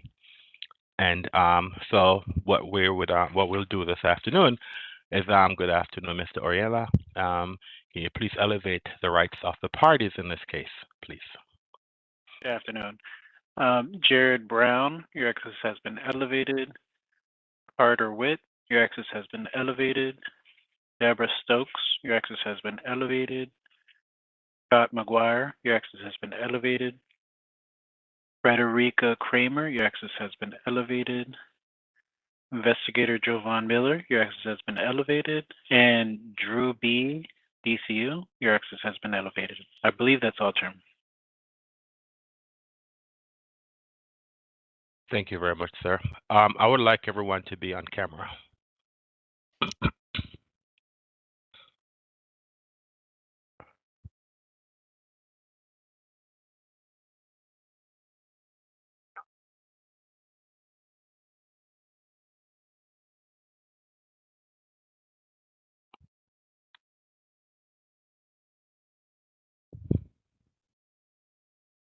All right. All right, good afternoon, everyone. I'm going to have, this is a fact-finding hearing. It is just gathering information. Normally, when we have fact-finding hearing, the parties that normally speaks are the applicant, for the applicant to explain to us about the nature of why they're requesting a substantial change. And we normally have an investigator, and the investigator can ask questions of the applicant in the sense of security, basically general about security, crowd control, underage drinking. Those are the questions that our investigator asks of the applicant. In this particular case, we got a letter from ANC 6D, I believe, ANC 6D, about some concerns that they had regarding this event. I am aware a lot of the ANC's concerns, but I'm not sure if this is the proper venue for these issues to be addressed. So I'm somewhat going to limit the ANC's involvement there can be some limited questions asked, but this is a substantial change request that's made by the license holder. And so I know that a lot of the concerns that the ANC has, they're larger policy issues, but it's not necessarily an issue. Um, Issues can be addressed itself by the ANC. I'm sorry, by ABCA. So I just want to just let the ANC know that I know that you have a lot of concerns, but this is not the venue, unfortunately, for a lot of the concerns that you have can be addressed. So this hearing, however, will more so talk about crowd control. How is it that the licensee will ensure that you do not sell alcohol to underage drinkers? They can provide information about the security that they're going to provide to ensure that, because we also regulate cannabis, to ensure that, and we know what the law is in the District of Columbia, that cannabis can only be utilized in your personal home. It's not legal for it to be utilized in a public venue, and so we can have some general conversations regarding that.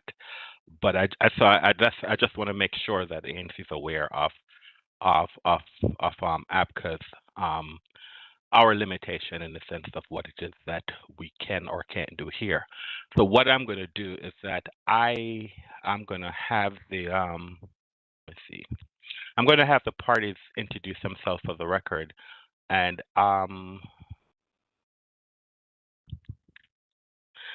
the the license holder is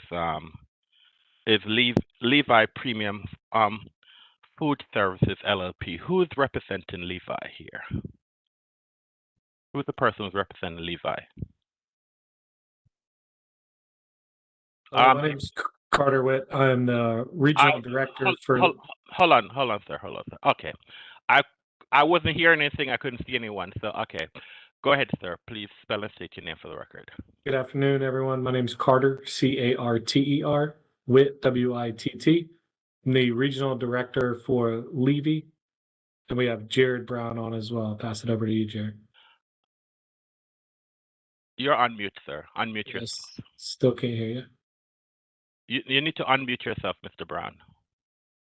Mr. Oriella, can you you're off to check his audio source, his microphone source.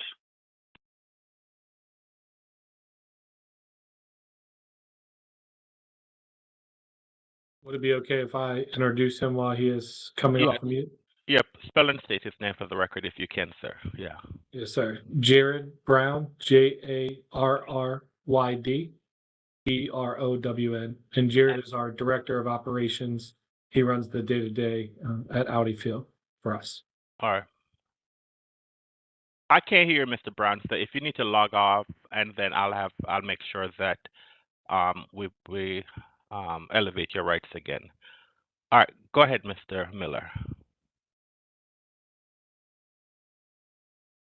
Good afternoon, Chair and Board.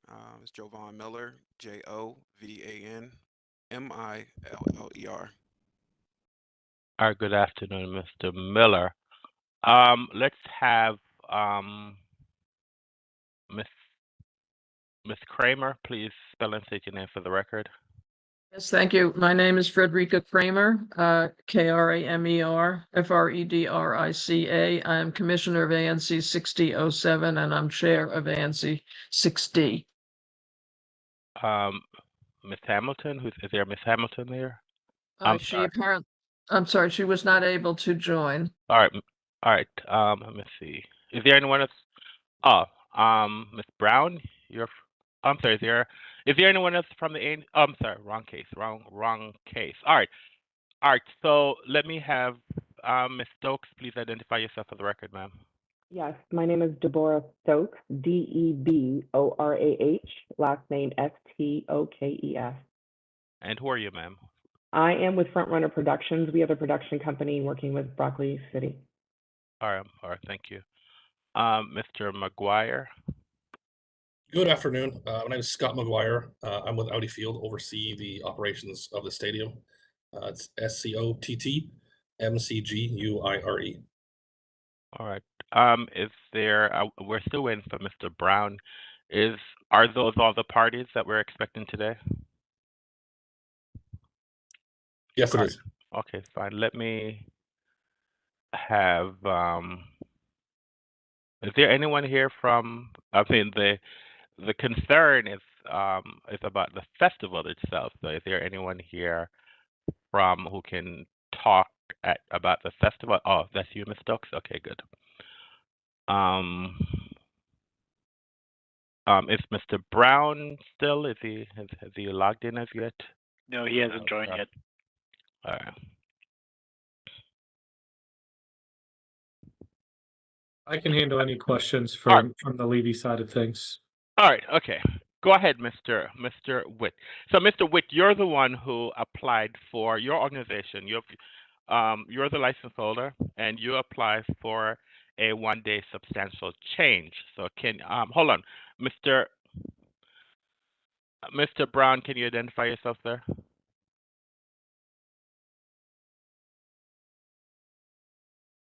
All right, Mr. Brown, I see your mouth moving, but I'm not hearing anything. So I think that maybe you can just call in on the phone if you're having a problem with your Hello? I'll have him call in. Yeah, he can call in. He can call in on the phone if he needs to. I think in the chat the information for calling was placed in the chat. All right. So, all right. So this is a one-day substantial change that was made by the licensee. So, Mr. Witt, why don't you let us know what it is that you have, what you're requesting from us? Yes, sir. Requesting the extension to cover Parcel B, also known as the Summer Garden area. We already have a previously agreed upon settlement agreement with Commission 6D, the ANC 6D, that was dated April 9th, 2018. That also references this space called the Summer Garden. It's bullet point 5 in the agreement. All right.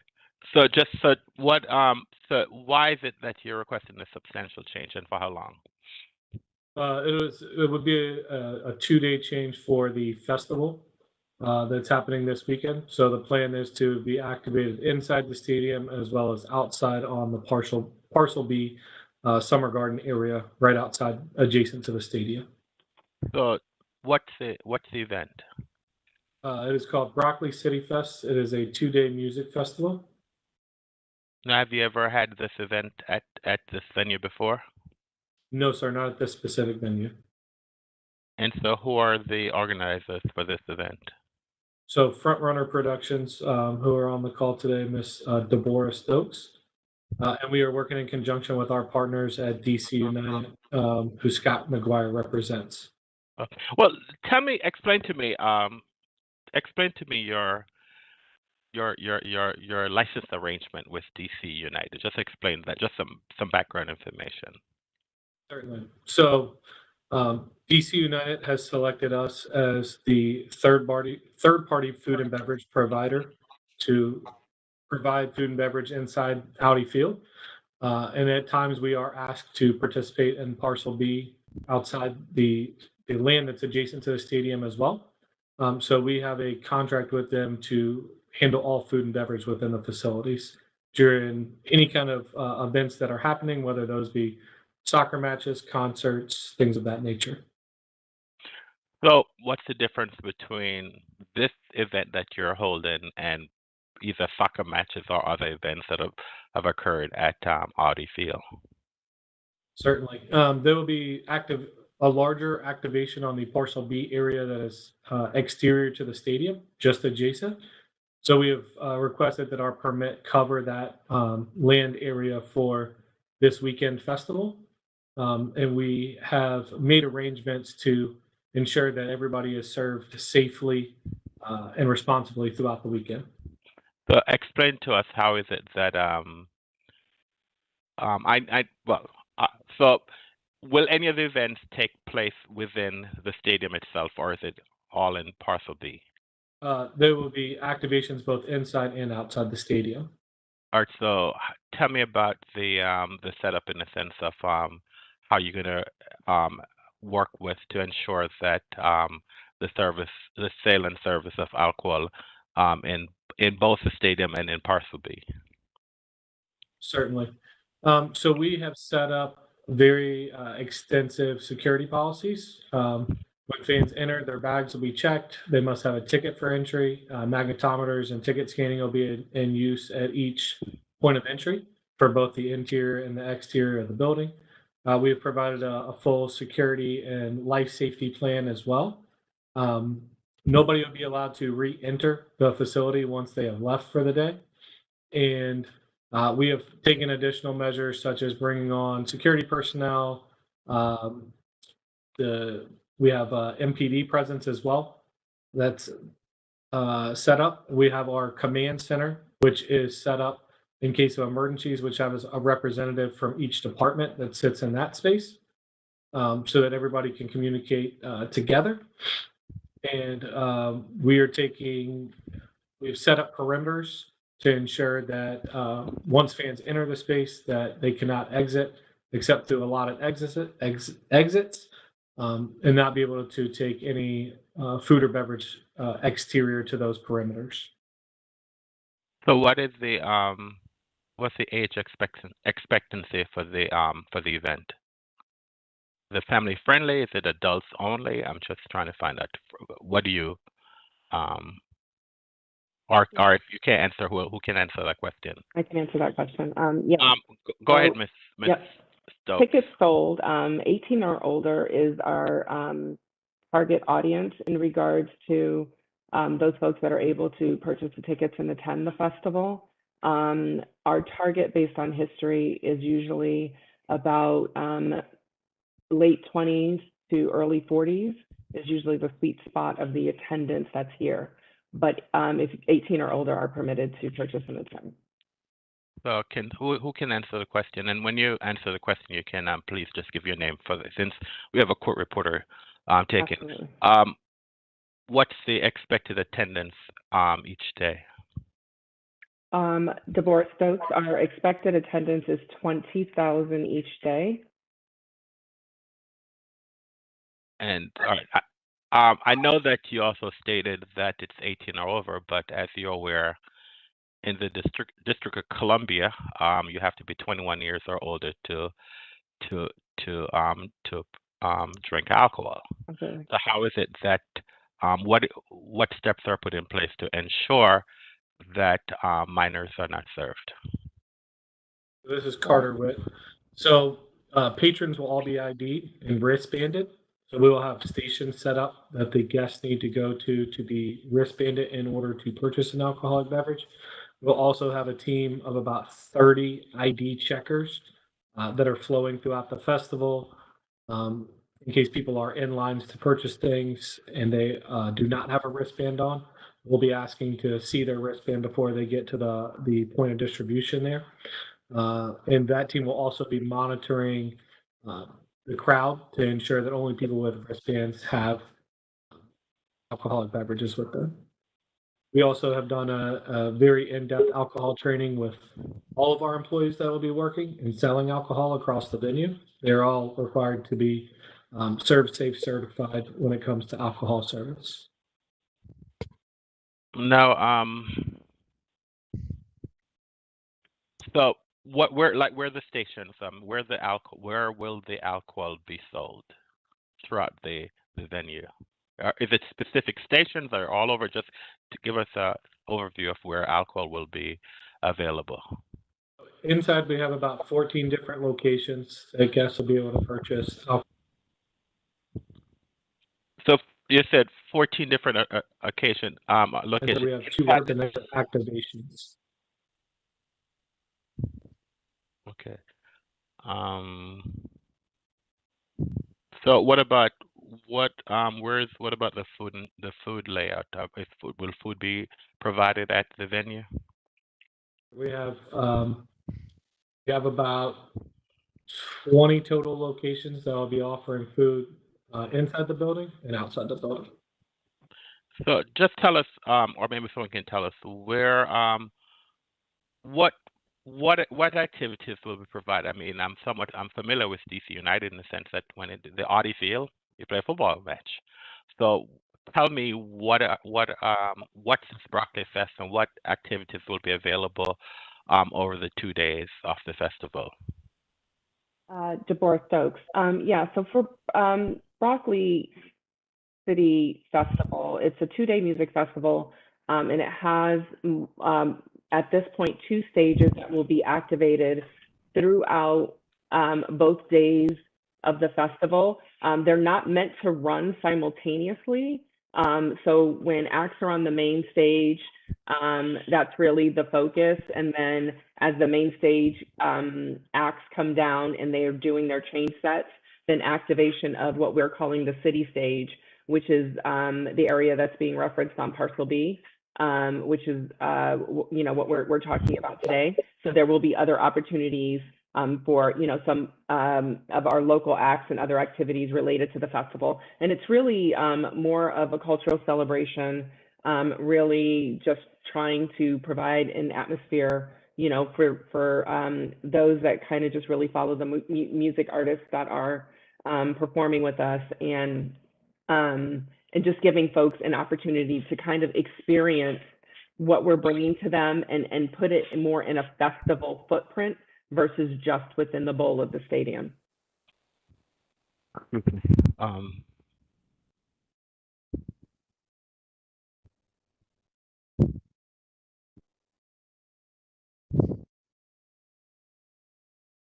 Now, all right, is there a designated drinking area, or will the patrons, or can they wander all throughout the property to drink alcohol? Patrons will be able to move throughout the venue.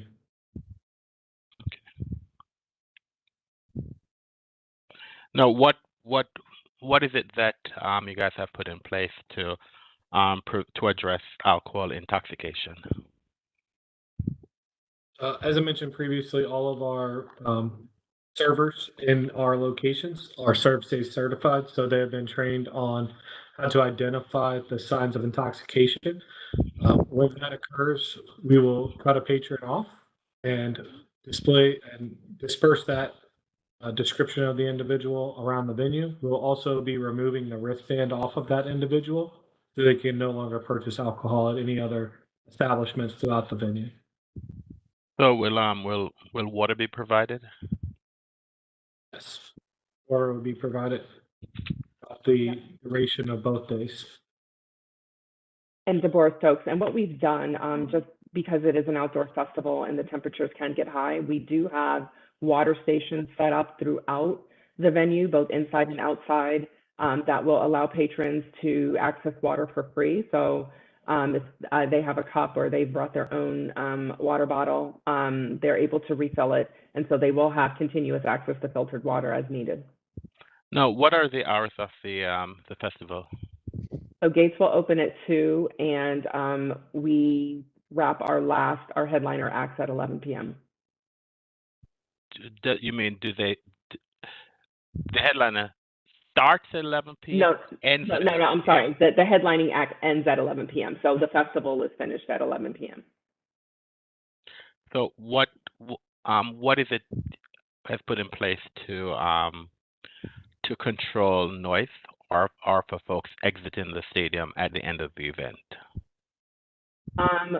For noise control, we have put in or bringing to the site some delay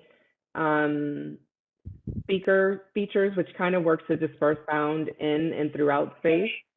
So we are working to kind of incorporate a few more of these poles and these towers throughout the venue that will help us work to diminish sound as much as we can from bleeding out in and around the neighborhood. And It's our understanding, we had a meeting with DDOT and MPD yesterday afternoon. And similar to the close of a soccer match, is about 10 to 15 minutes before the end, they will make appropriate street closures that will allow egress out of the stadium and allow folks to depart either to their vehicles, metro, or rideshare, which in this instance all has been geolocated to across South Capitol in Navy Yard. And again, this is similar to protocol that's used whenever Audi has a soccer match in play.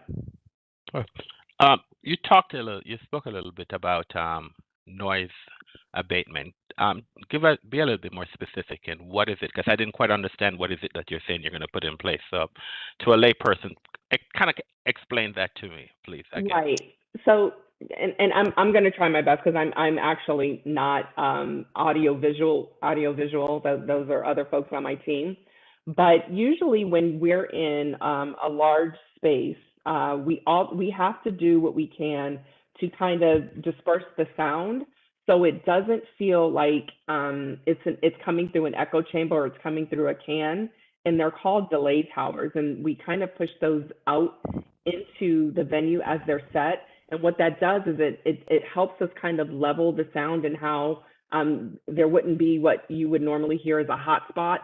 So it'd be really loud in one section, and then the farther back you get, it gets more dim.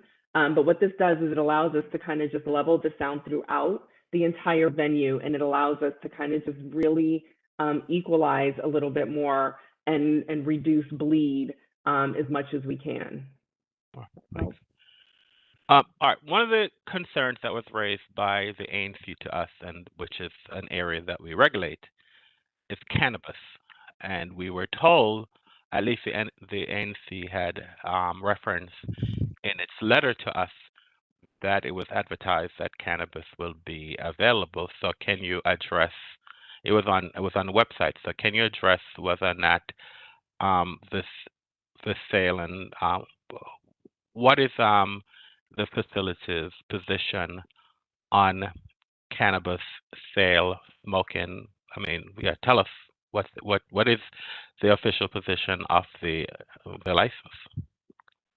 We do know smoking is not permitted within Audi Field, and this has been communicated to our client, which is Rockaway City, as well as the website has been updated to relay that to guests as well.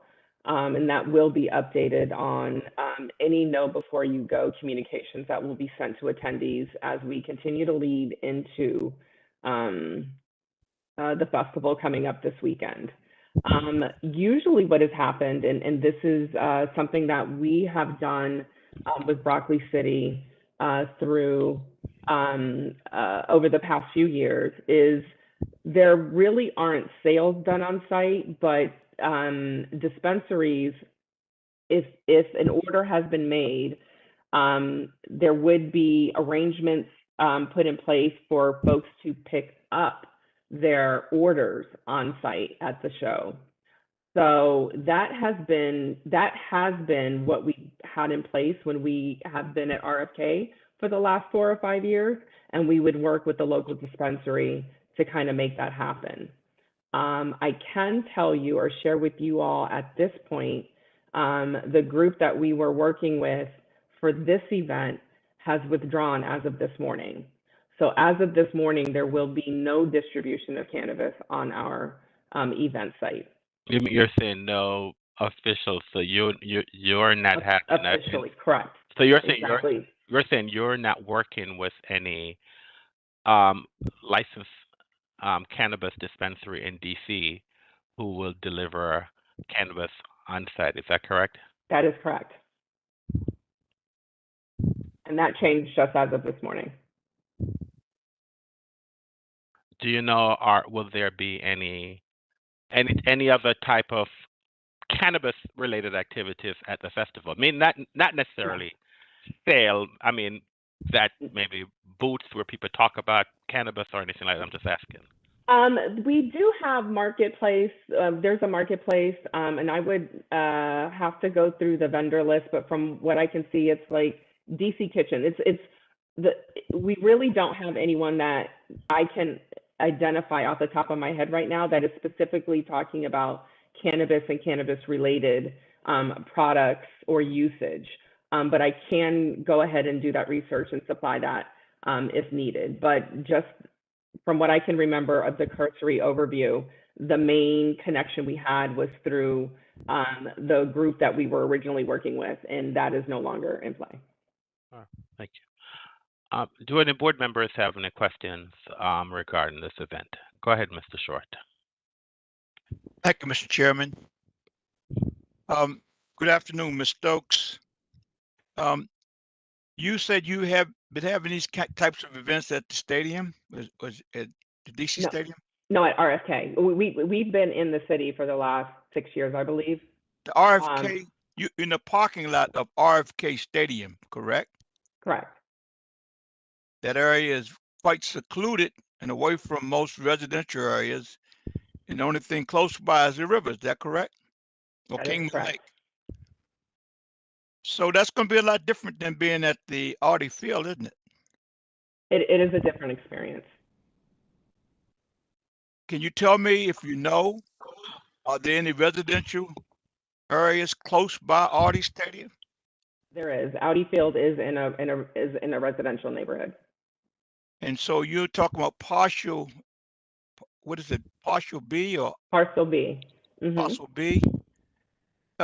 You know, it would help a lot because a lot of people who come before this board give us a schism or give us some type of something that we can see visually as to the layout of where and how the event is going to occur. And that normally happens when people go through the mayor's special events people. Have you talked to anybody at the mayor's special events?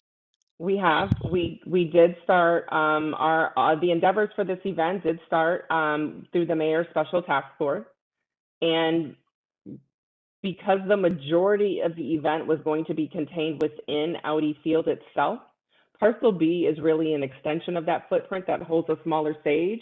So the larger part of the audience, it's meant to be a flow, but the larger part of the audience is not going to be outside for Parcel B. It's just not big enough.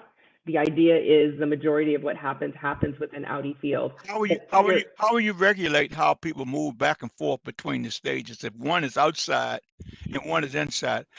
Who is going to be responsible for making sure that people, because what happens when one stage stops playing, it's say you're playing music on the inside first, and then you go to Parcel B second, the crowd normally overflows and just they go where the sound and where the music is. How will you regulate? Who will say who can come and go once they're inside the Audi Stadium? So we really aren't doing anything to kind of regulate the flow. What we are doing is working to project what's happening on Parcel B inside the stadium on the screens. So the idea isn't that once one stage stops, all the bodies move outside. We're really working to make this an immersive festival experience. So it will be what's happening on stage A will be outside for those people that just choose to stay outside. And then what's happening on city stage and Parcel B will be projected internal to the screens that are around the stadium. So ideally, people can stay in their seats and really get the experience of what's happening in both locations and not necessarily leave. That sounds quite idealistic. But at any rate, what I would, and you know what I'm saying, I see you smiling. But the bottom line is there a schematic? Is there some type of something that lays out that would show us? Is there anything you could demonstrate today that would show this board what exactly is going to be laid out inside the stadium? Yes, if you can give me. Yes, I do have a CAD plan. If you give me 1 second, let me pull up the latest version, and I can, if I have the ability to share, I can put that up. Fine. I'll give you. Well, I hadn't asked for that, Mr. Short. That's why that wasn't provided. But I thought that was provided. That probably was shared with the investigator. But we'll give you the opportunity, ma'am, to share your screen once you're available. Well, Mr. Chairman, if I would be allowed to question again once that's brought up again, You have asked, for- Mr. Short, for- for- you have asked the question. She's going to share it, and then you Okay. are welcome to ask her questions once she's shared her screen. I understand it. Thank you very much, Mr. Chair, for making that clarification. I'm just 20,000 people each day. Is that correct? It's correct. And what we're doing is we are currently not exceeding, and Scott, you can correct me if I'm wrong, we're not exceeding the capacity of what Audi Field would normally hold for a soccer game right now. What we are doing is we're actually dispersing it so that, again, if people choose to just be outside and interact with the activations and the sponsors that are located on Parcel B, they just have the option to leave and kind of go out and partake of that. But what we're doing is really not outside of the footprint of what Audi Field currently hosts for its soccer matches. Okay, now for the residents who live in that area, how close is Parcel B to the closest residential building or residential home? I think Parcel B, there's construction going up. It's Pepco substation on one side, there's an empty lot across half, and there's construction on the other side. So in terms of immediate residential impact, I don't think there's any, but Scott, you might be able to speak to that better than I. Everybody, it's Scott McGuire. The closest to Parcel B would be Watermark, which is the southeast corner of Parcel B. That's the closest resident to the space. Frederica, you don't agree? So that's a residential place that, how many feet, or what's the distance between that residential building? What do you call it again? It's called the Verge. Sorry, not the Watermark. It's an apartment building called the Verge. It's The Verge. Probably 100 feet. 100 feet. How many people live in that building? I have no idea. How tall is that building? I would say probably 12 to 13 stories. Again, I'm not totally sure. So what are we being shown now on our screens? Ms. Stokes, please share what's been projected on the screen, ma'am. You need to unmute yourself, Ms. Stokes.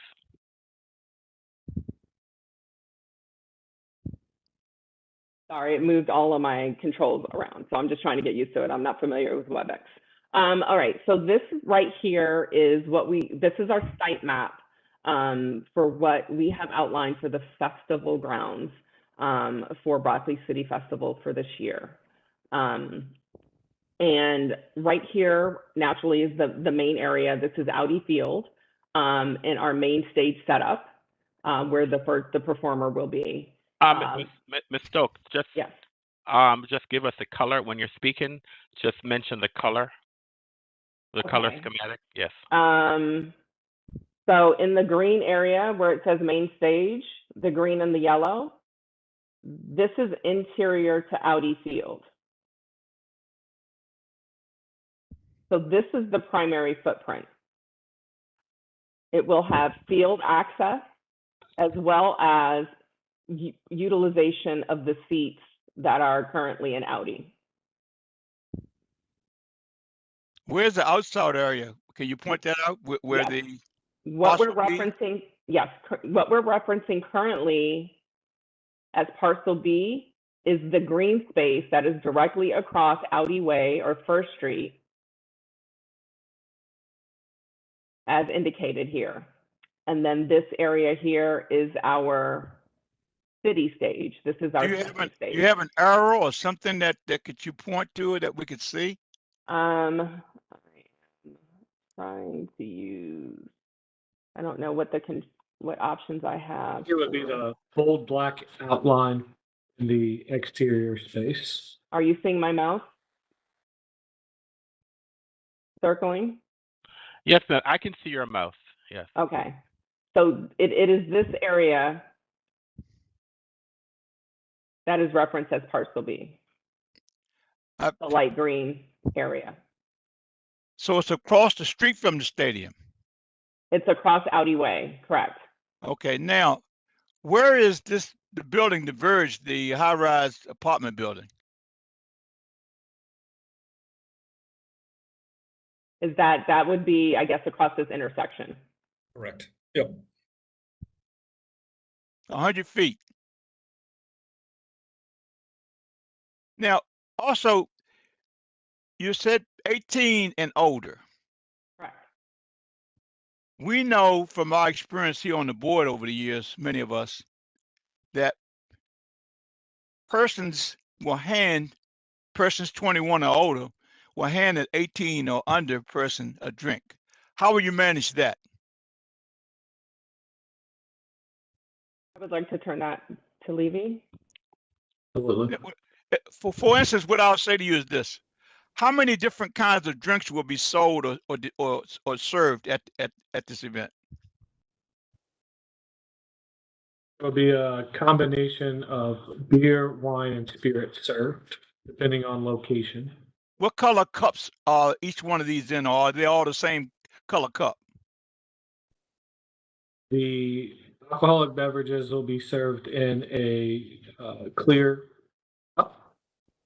Which one will be served in clear? Alcoholic beverages. All the beverages in clear. So if I had a beer or I had a ginger ale, how would anybody tell if I were 18 years old I didn't have a beer rather than a ginger ale? Because a lot of groups who come before this, especially those that are served on Pennsylvania Avenue that come under the mayor's special events task force, they require different color cups so as to be able to distinguish what a young person under 21 years old has in their hand and drinking out of without smelling it, tasting it, or whatever.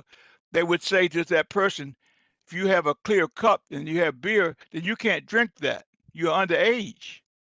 Mr. Short, could I ask a question? I just want to clarify. Remember, this is Audi Field. I understand. Hold on. I'm just saying, remember, this is Audi Field.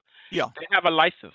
They serve alcohol. And so asking them to use a different cup, because I know that. Mr. Chairman, I hadn't asked that question.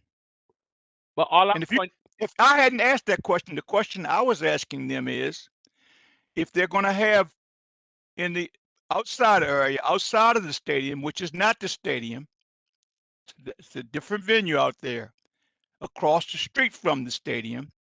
If you would allow me to continue my question, maybe that would have come up. But the bottom line is, I didn't ask that question. The question I'm asking them is, how or who will police any underage drinking? So all non-alcoholic beverage will be served bottled with labels on them, such as Coca-Cola, Dasani water. So there should be a clear distinction. Go ahead. Go ahead, please. I'm still here. Go ahead.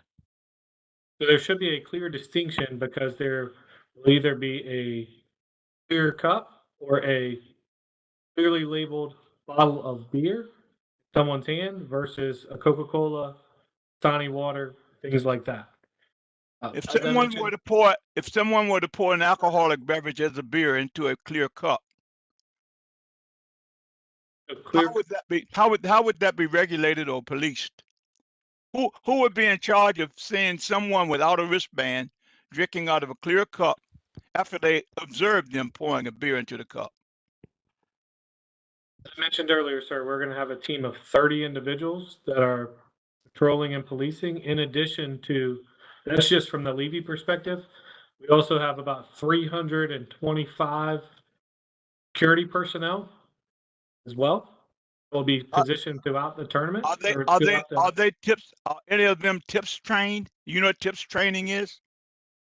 Yes, sir. So we have a very vigorous responsible alcohol service that is sponsored by ServSafe. And I believe I'll have to refer to Jared in terms of tip service. But everybody that is serving and checking this from a Levy perspective have all been ServSafe certified in alcohol.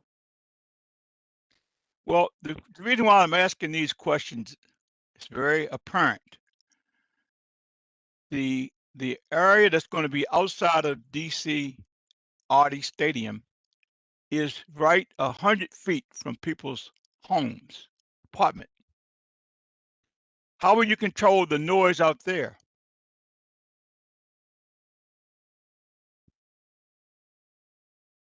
So in this area, we do not have delayed speakers. The speakers here do face away from the street, and they face in towards the stadium. So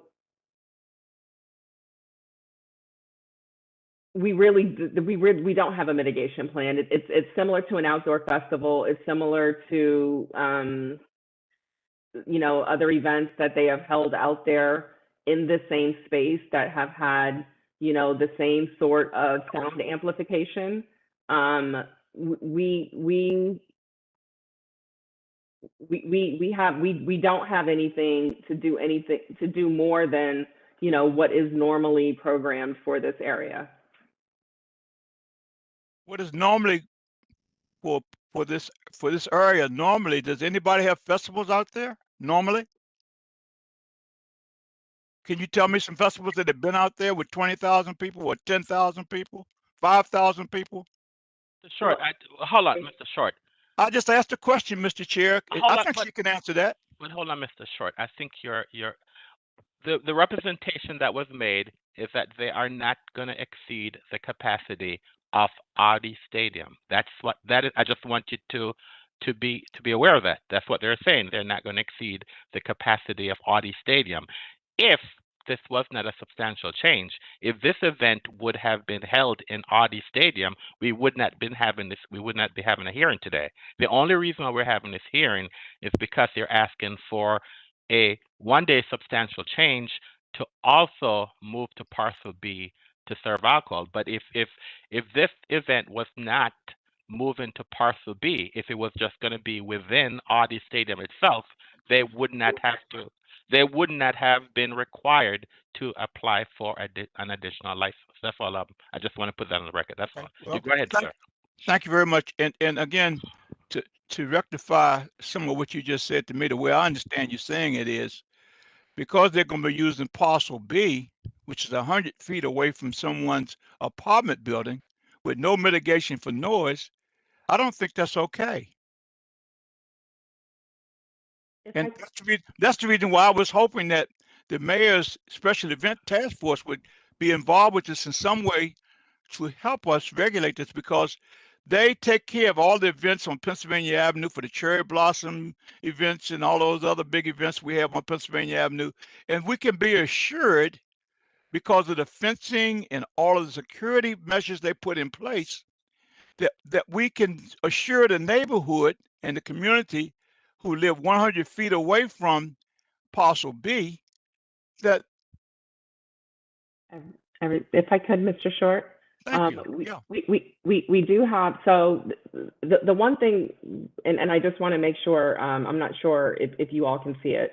This area for us in Parcel B is fenced in, and it will be scrimmed, meaning it'll have black covering. So this is all anticipated to be within the footprint of the festival. So it becomes a contained section of the festival. So there really shouldn't be the opportunity for people to just kind of walk up and kind of see what's happening there. The other thing that we've done out there to really kind of work within the neighborhood is all programming on that city stage and Parcel B ends at 8:30 p.m.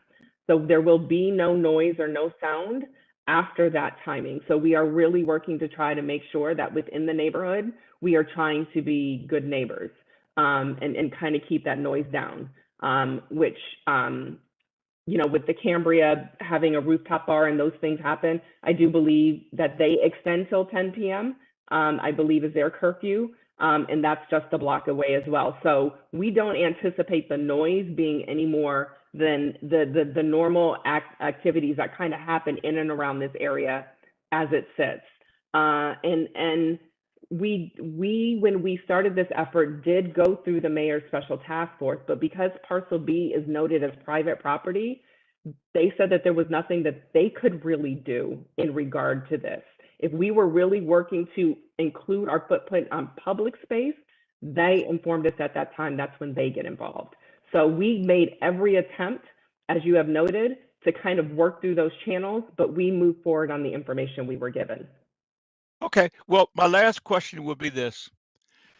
Normally with this board, normally with this board, we request, especially on private property, when people have private events, that there be one security person for every 50 guests. Have you met that threshold for the outside private area? I have to pull up the security, 1 per 50 for every, 1 guard per 50 for everyone who's going to be out on parcel B. That's normally what we do on this board. Normally, when this board is enforcing its own codes and laws, that's what this board has been requiring. And this is my 3rd term on the board, and we have not deviated from that practice. So I'm just asking, how many people are going to be out there at one time on parcel B? I think let me jump in. McGuire. Go ahead, Mr. McGuire. Who are you? Just say who you are, Mr. McGuire. Yeah, sorry, I'm Scott McGuire with Audi Field. Currently, we have 325 CSC and Apex security services working this event. If we do the math of what's actually currently distributed, which is 17,800, actually comes out to 54 people per security guard. We are going to have other means of security coming to the venue. That is just our static posts and our roam teams for security. So we're at about 54 right now. Sounds like you have a plan, but again, is all of this in writing? Did the board receive all this information that I'm asking you about now? Yes, we sent back the questions that were asked. We sent back responses to all of those. Okay, so can I ask before this event takes place that the questions I've just asked that are on record, that they be answered? Mr. Short, can you give we have an investigator who has met with the team.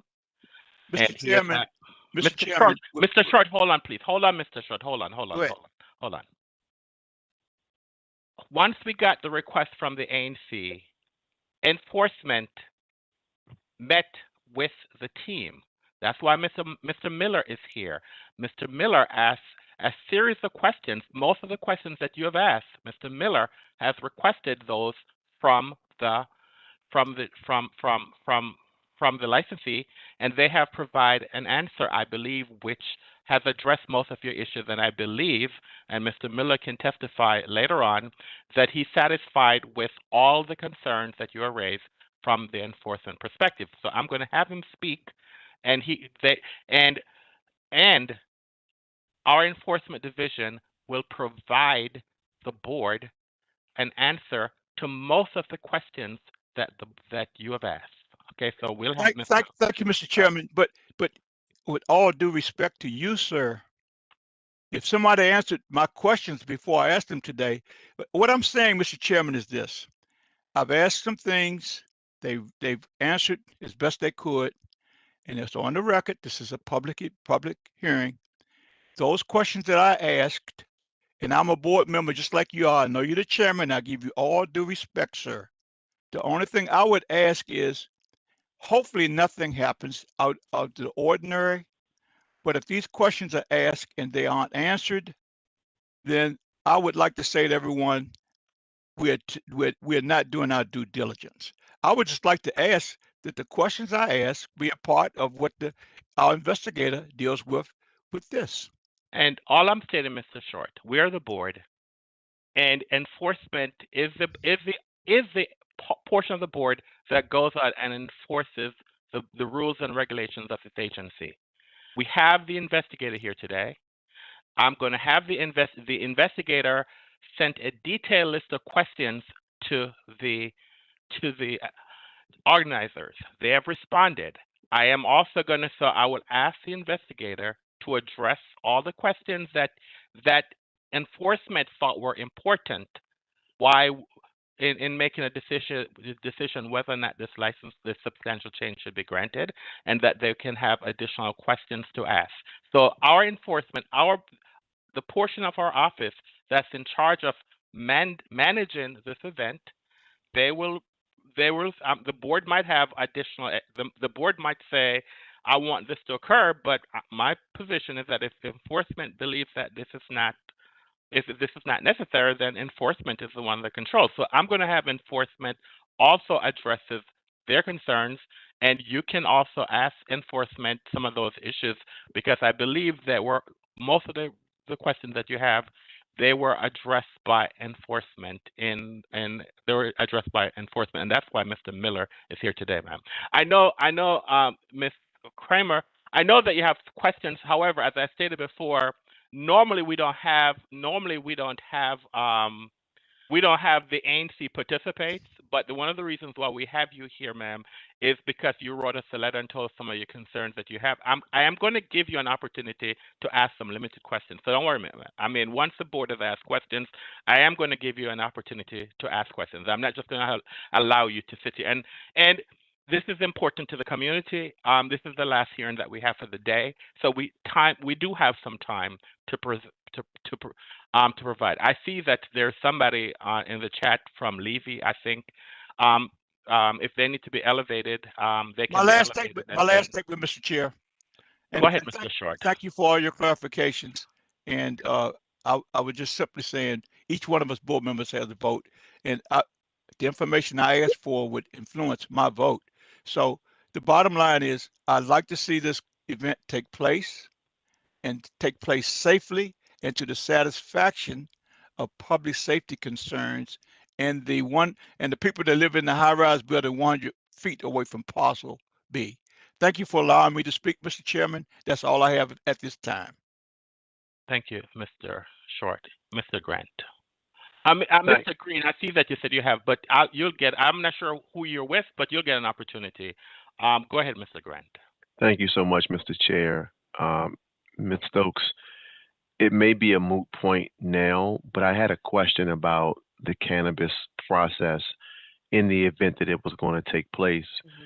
So in the event that someone made an order for a certain portion of cannabis and that person did not pick up that order, are you aware of what would have happened with the product in the event that it was not picked up? Yes, it's my understanding that through DC law, it would not have been distributed or sold to anyone except for who made the original purchase, whether and they use their medical marijuana card or however the order was placed on site. Whatever wouldn't have been picked up would have been returned to the dispensary, and they would then deal with whomever the purchaser was in terms of additional arrangements or kind of whatever happened there. So there were not going to be any sales or distribution on site to any other individuals other than those who did their orders in advance. And just one follow-up question. In the event that a patron made the order and they made the order again a day before, 2 days before, they didn't pick up,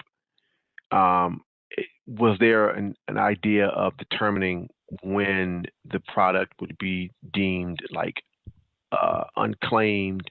Would it be sent back immediately or at the end of the event? Like, what's the timeline for turning it back? Unfortunately, that's not a system that I'm familiar with. That would really have been run through the organization that handled it. I can work to try to find that information out, but I don't have anything that I could respond to intelligently at this moment. Those are the only questions I had. Thank you, Ms. Stokes. Thank you, Mr. Chair. All right, thank you, Mr. Grant. I'm sorry, Mr. Green, can you identify yourself for the record, please? Yes, my name's Justin Green. I'm the Regional Vice President in the East Coast with Levy Restaurants. And I guess you said you have some clarification you want to put on the record, sir? Yes, I appreciate the opportunity to speak. Just for clarification, I am in town now in DC. We are going to be bringing in other folks as well, regionally, as well as up and down the East Coast with Levy Restaurants. We operate everything from festivals of thousands and thousands of people, all the way to obviously very large venues up and down the all of the United States, with very large concerts, very large layouts, and we're coming in specifically to help support and make sure this is done in a safe way. I want to make sure that everyone understands that not only is it the reputation of your city, but also the reputation of Audi Field, along with Levy Restaurants, to make sure that we're serving in a very safe manner. We are working with the Broccoli Fest production company, as well as the security team at Audi Field, to make sure that everything is laid out in a way that we're able to control access to alcohol throughout the entire event. We would not continue to be part of this or want want our or Audi Field's name on it if we were unable to support Broccoli Fest in that way. So know that we're bringing in multiple regionals as well as other support folks that will be policing and making sure that alcohol is served appropriately. If there are, and listen, people will, and I don't want to be, I can't say that somebody is not going to share a drink with someone. What I can say is that we're watching those things. We're very good and trained at making sure that we do that. Every single one of our bartenders is trained on proper alcohol service, on how to cut somebody off or elevate if it needs to be, to make sure that underage folks are not served. And if it does happen, or we receive fake IDs, everyone is trained on how to address and what to do with those things. So please know that we do these all over the country. We are here to support Audi Field and Broccoli Fest in a way that keeps everyone safe. And if there are any other direct questions around the alcohol service or any service within the perimeter, I'm happy to answer those specifically. Do know that the entire perimeter of this is closed in. I'm very familiar with Audi Field, as it is one of my locations that I work with, and know that Audi Field is just as close to these apartments that are out there as this perimeter is. We're not necessarily getting closer in some areas. Some are already very close. So I just want to make sure everybody understands that we do this on a regular basis all over the country, and we will continue to make sure that we're secure in doing it in the way that it needs to be done. All right, thank you, Mr. Green. I'm going to have the investigator speak, and then once the investigator speaks, then everyone will be allowed to ask questions, and I'll have you go first, Ms. Kramer. You can ask questions, but once I have the investigator. So, Mr. Miller, let us know, what is it that you are. What do you know about this event, and what has been your involvement to date, sir? Good evening. Good afternoon, Mr. Chair. My involvement with this event was to investigate the concerns of the ANC that they brought forward towards the board in a letter they provided to you guys. Fortunately, a lot of these questions that were and concerns, I believe, were answered for the most part. There are a few that we kind of skipped over, which is talking about EMS and the medics a little bit more in detail. Also, talking about, I know you guys mentioned about 18 and over. If you guys can just elaborate a little bit more on ID checks. Is this government issued IDs? Is this passports? You just elaborate, excuse me, a little bit more on that. And just a few other questions that I feel like they just need to be answered. But for the most part, a lot of the concerns that the ANC brought forward, the board has already asked of the organizers, to be honest. So is it all right if I ask them just to answer just a few more questions? Is that all right? Yes, Mr. Miller. Go and ask whatever. That's why I have you here. You're okay. But let me ask you a question, because I think Mr. Short had asked some questions. So why don't you tell us, what is it that what were the ANC's concerns? I mean, in the sense of what were raised in ANC's letters, because I know that you wrote a memo. So what were some of the concerns that were raised by the ANC? And in your investigation and your questioning to the organizers, what information was provided to you, and are you satisfied with what was provided to you? Yes, sir. Some of the concerns that, of course, Ms. Kramer can elaborate a little bit more, but this is what I received from the information. No security detail have been provided, including checkpoints, rules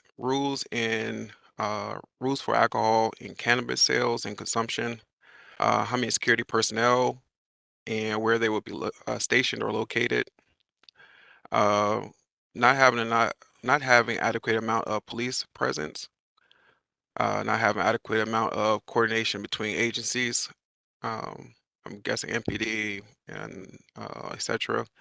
Details on the sound system, including hours of operations, ingress and egress for patrons and emergency vehicles, and concerns about traffic flow. That sounds about right, Ms. Kramer?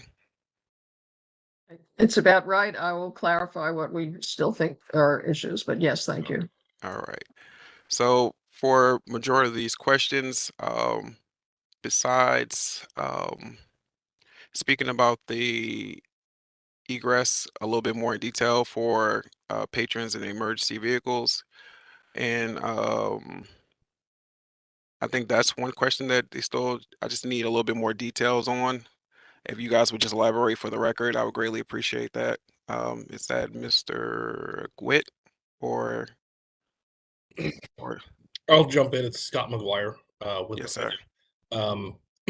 Our current plan that we've worked with DDOT, MPD, and SOD. To answer a couple of the questions you had, we will have 53 staff from Lifestar and GW on site for all medical needs. We'll have at least 5 ambulances, closer to probably 7, parked on T Street to the south. Around the building, we will have 29 officers from the public SOD division of MPD, which is very similar to what we do for an enhanced event at the Audi Field. This is what we did for MLS All-Star that we hosted last July. For egress, we worked with DDOT and MPD yesterday in a really long meeting we had here at the venue where they won't close streets. That's been a request that we've had. They've pushed back on that one. So we've come up with a plan with their support that they'll be monitoring fans leaving the building. We're encouraging fans to head towards Nats Park to go to the Metro, which is the Navy Yard stop. That's also where we have geofenced all of the Lyft and Uber vehicles as well. So what they're going to do in real time is monitor the streets. If a street starts to get overloaded with people, they will close the roads. I think it's about 15 minutes before the event is supposed to end. They will start closing the roads. Other roads that they have attached to through the TCOs, they'll also help close those roads temporarily if they get overrun with people immediately leaving the venue. Again, we have worked with DDOT and MPD to encourage everybody to head towards the Navy Yard and not up to the Southwest Metro Station. I appreciate that answer. Just to elaborate a little bit on, I know you talk about patrons leaving the venue. Can you just talk about the approach of how these patrons are getting to the event and parking situation? So parking is always a difficult one, unfortunately, for the venue. Since we are on a point, we don't have a lot of options. What we have in our traffic plan includes locations in the Navy Yard, as well as Akron and James Creek, which is the south of the venue. But again, a lot of the know before you go is encouraging public transportation through the metro.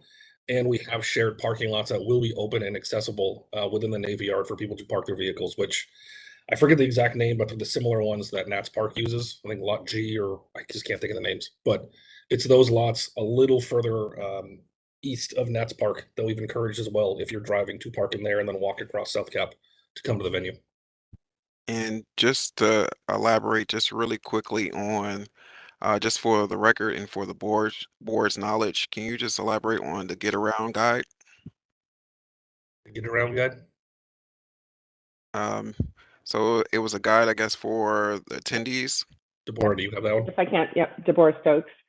Yes, the Get Around guide is just really our attempts to provide a little bit more detail, much to what Scott described, in giving festival goers options of how to get in and out of the area, really encouraging them to use Metro, letting them know about, I believe it's called the Circuit as an option that picks up from the Metro stations and is able to kind of move people in and around this neighborhood, and just really working to encourage, everything stay in the Navy Yard area, similar to what happens at the close of soccer matches.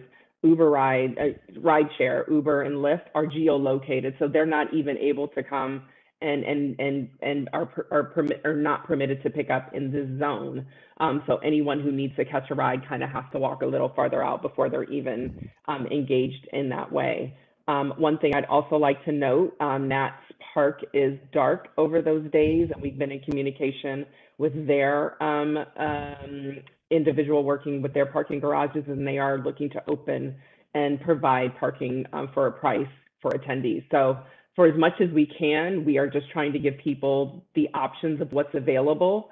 But again, in terms of our audience, we are not exceeding the limits that Audi Field is currently set out. So we are not bringing any more bodies into the area than a normal soccer match would. Perfect. Just for clarity, I know a lot of these questions that you might have asked are answered already, but is this I want to backtrack. Um, no one answered the question about the 18-year-old and ID check. How are we checking government IDs? Are we doing passports? Sure. Or is it? I can take that. This is Justin Green. So we're going to have multiple stations set up for checking IDs, as well as wristbanding, as well as the fact that there will be anybody that is questionable of age, even with a wristband, will be ID'd again at each bar. Those are going to be done with government issued IDs only. We don't accept anything outside of that. So if they don't have a government issued ID, they would not be able to. Drink.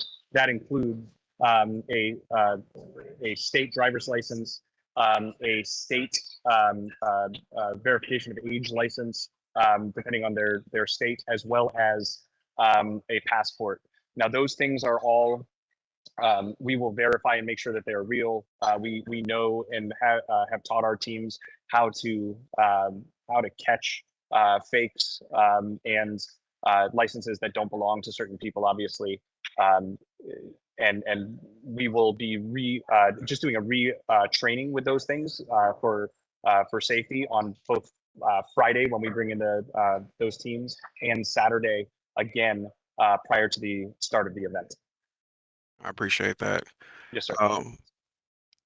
Mr. Chair, I believe most of the rest of the questions were answered already. They did provide me with a security plan in detail. I don't want to bore you with it because it's pretty extensive and really long, but I can provide that to the board as well. I did want to put on the record, though, I did check their history for levy for the liquor license. Their only violation history was back in 2014. That was not for posting and carrying a license, and that was a warning. And that's for the licensee. Is that correct? Yeah, and that Yes, was sir. a different venue. That was not That Audi was Field. that was at the Verizon Center. Yeah, I was at the Verizon Center. And so you're part of enforcement. So is the enforcement branch satisfied with the security procedure that was put forth by the organization? Yes, sir. Okay. Ms. Kramer, as I stated before, our job is they're asking for a substantial change just because they want to sell and serve alcohol outside of the confines of Audi Stadium. So the only reason we're having this hearing is because they're asking for a change. So I just want you to know that to keep that in mind in the limited questions that you can ask. So do you have any questions that I know that a lot of issues that you had in your letter to the board, those are not issues that this board can address because it's not within our purview. So so you've seen the kind of questions that the board have asked so far. So your question should be similar to those line of questions, ma'am. So whatever questions you have, you're welcome to ask. Appreciate it. What I'd like to say actually is that our problems, we have had a lot of questions answered. The context in which these questions are answered were because we and all of the district agencies came into this absolutely at the last minute and have all been playing catch up. So I think the board needs to appreciate that, and we continue to hear contradictions and sort of muddy responses. So I'm going to, some of them are questions, a lot of them are clarifications. In terms of the noise abatement issues, and just, I don't know, 6 or 7 points. In terms of the noise abatement issues, it is true that the Verge is across the street. This is the community of Buzzard Point is completely now surrounds the stadium. The community deals with loud soccer games and so forth, but this is an event of a very different nature. The across the street, catty corner to the Verge, is the watermark, which one of the officials noted. On B Street is the River Point and the Peninsular, and immediately across the street, across Potomac Avenue, is all of Old Southwest. So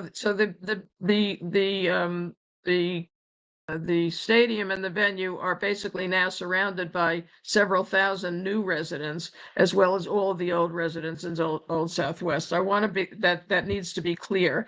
That said, I do not hear, and if people want to, if the applicant wants to suggest further, I do not hear any specifications for the level of sound other than the fact that inside the stadium, the speakers, we understand, will be directed inside the stadium. No clarifications about what goes on in parcel B. This is about, as you said correctly, this is about parcel B.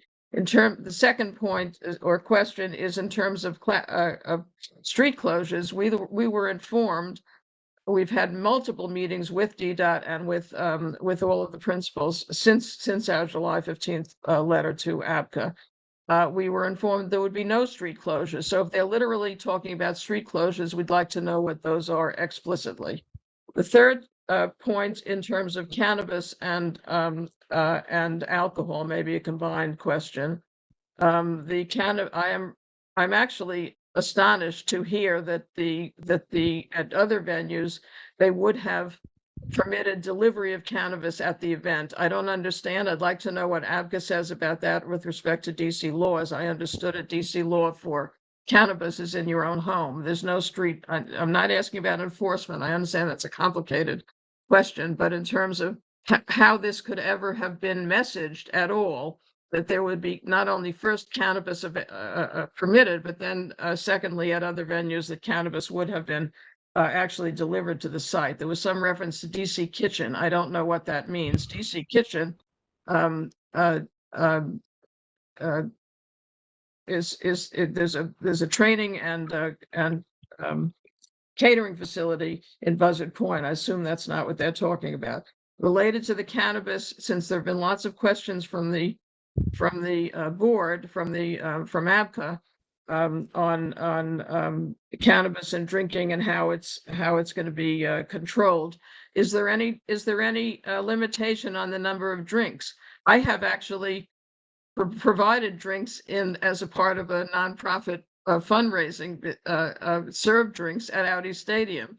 And I know that we were told at that time we were allowed, I believe, if my memory is correct, we were allowed to serve 2 drinks per patron. That was it. So I'd like to know what there are. As we saw in the layout, you've not seen in details still. There were about 5 different vendors in parcel B. Hennessy was set up. I can't remember which brands were set up, but there were stations set up for multiple brands. I would like to know what the specific plan is for distributing alcohol in parcel B, given the fact that there is stations for various brands, distributors. In terms of seeing the layout and the details, ANC 60 had the same problems or frustrations with exactly what was going to be done where. We have heard the mayor's task force, to be clear, our understanding is, and my understanding from trying to track this down, was that the mayor's special events task force was not involved in this. If they are now, it's another county, so to speak, doing catch up. Hold on, Ms. Kramer. You have you're putting a whole lot of questions, and let me try to get some answers for you. So let me I only have answer. two more if you want Okay. to, if you want to lay them out. Go ahead, ma'am. Go ahead. Sure. What was asked by one of your board members was, what's the flow back and forth? It's a very important question. What is the flow back and forth between, since you're talking about somewhere upwards to 20,000 people moving back and forth between acts? What is the flow? Who's handling that? And related to that, I have multiple numbers on security. I have 325 security personnel, I don't know what that means, that are at the that are normally deployed at Audi Stadium. Someone, I think it was Deborah Stokes, mentioned 30. In the written material, it's 50 to 60. We have no specification on who those are, where they are, the 50 to 60 in parcel B or in Audi. What are they supposed to do? Are they deployed at stations? Are they roving around? And I'd like to know what that is. My last point is which was just mentioned about parking, and this may be beyond ABCA's concern, but it is part of the peace and order sort of contextual concerns, is what arrangements have been made with DPW for towing should we have multiple vehicles that don't have prepaid parking, that have no place to park, and we've had chaos in other events, and we don't want to have that chaos now. So thank you for the time. I had prepared testimony, but this is probably more, I hope, more helpful and more efficient to you by me trying to catch up with these questions and clarifications. All right, thanks, Ms. Kramer. All right, let me answer. I'm going to answer the cannabis question. Cannabis can be delivered within the District of Columbia to an individual who has to a medical cannabis patient who has a card, and cannabis can be delivered in any commercial space or any residential in a residential space. Cannabis, however, cannot be delivered in a public space. From what I'm being told, this is not a parcel B is not a public space. I think I was told that parcel B is a commercial space, or I guess private residential commercial space. And so if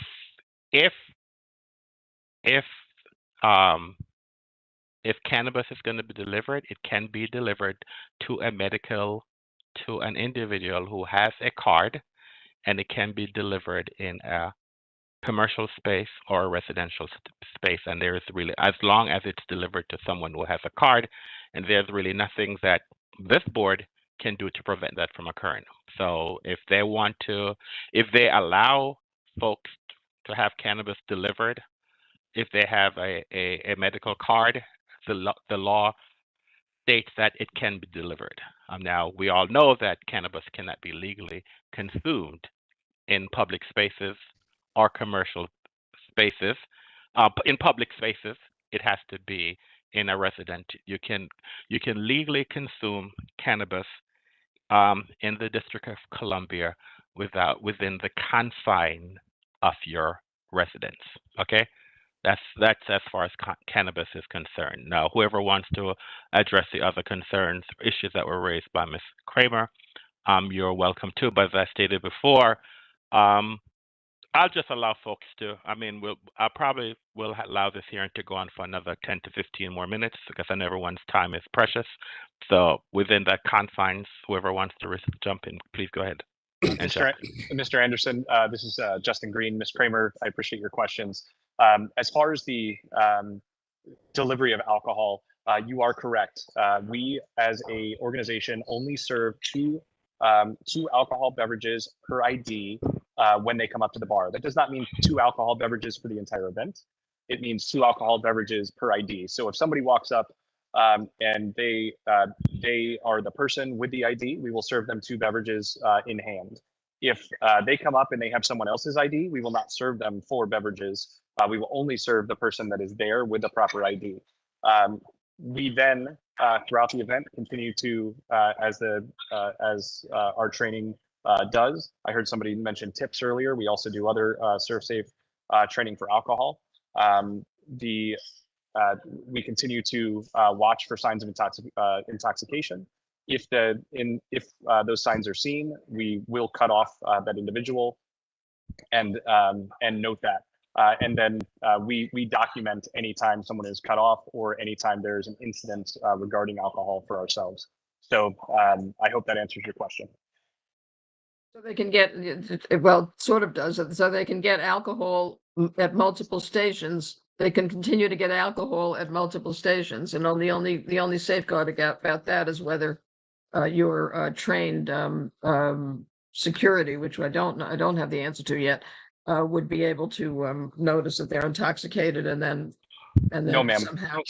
No, ma'am. Not just our security; it's our bartenders as well. Everyone is our bartenders are fully trained on that as well, and our bartenders are watching for those things, as well as the managers and the hundreds of other team members that are in the food and beverage side of the business throughout the building are watching for that. Obviously, security and that side will see if somebody is intoxicated, and will communicate to make sure those people are not continue to be served, or if need be, removed from the property. But to answer your question, yes, you will be able to go. I could go to one stand, buy 2 beverages, drink those, and then go to another stand later and buy 2 more beverages and drink those. This is a very long event. Gates open at 2 o'clock and ends later in the night. So we will watch, obviously, for those those signs of intoxication. But it's no different than what we do at any other place, whether it be Nationals Park across the way or at a DC United game. I would be able to walk up to a bar or a concession stand, buy a beverage or my allotted 2 beverages, and then come back later and buy beverages again.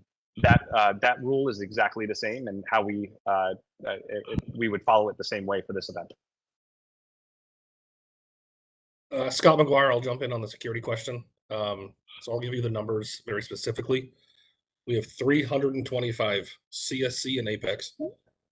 Their sole purpose is access control and their security roam teams. So they will be part of the stage crew, they'll be part of entry, and they'll have other access points throughout the venue. We have a detailed dot map that was shared with the investigator. So we have 325 CSC and Apex. We have 29 SOD, so those will be SOD and ERT teams outside the venue. And we also have requested 12 off-duty MPD to be within the venue for the duration of the event. Where are the SUDs deployed? The bulk of it will be surrounding directly around the building. There'll be a couple that'll stretch towards South Cap, and I think 1 or 2 are going to stretch towards P Street. But the bulk of it will be like they do on normal match days, in the 4 corners of the venue. In cars. And the MPD are inside. Is that what you just said? Correct. M will be 12 off duty. In both places, in both Parcel B and in the stadium. 12 throughout the venue. Typical DC United match, we do 4 to 6. So we have doubled that to fit the footprint. Okay, thank you. Any other questions? I'm sorry.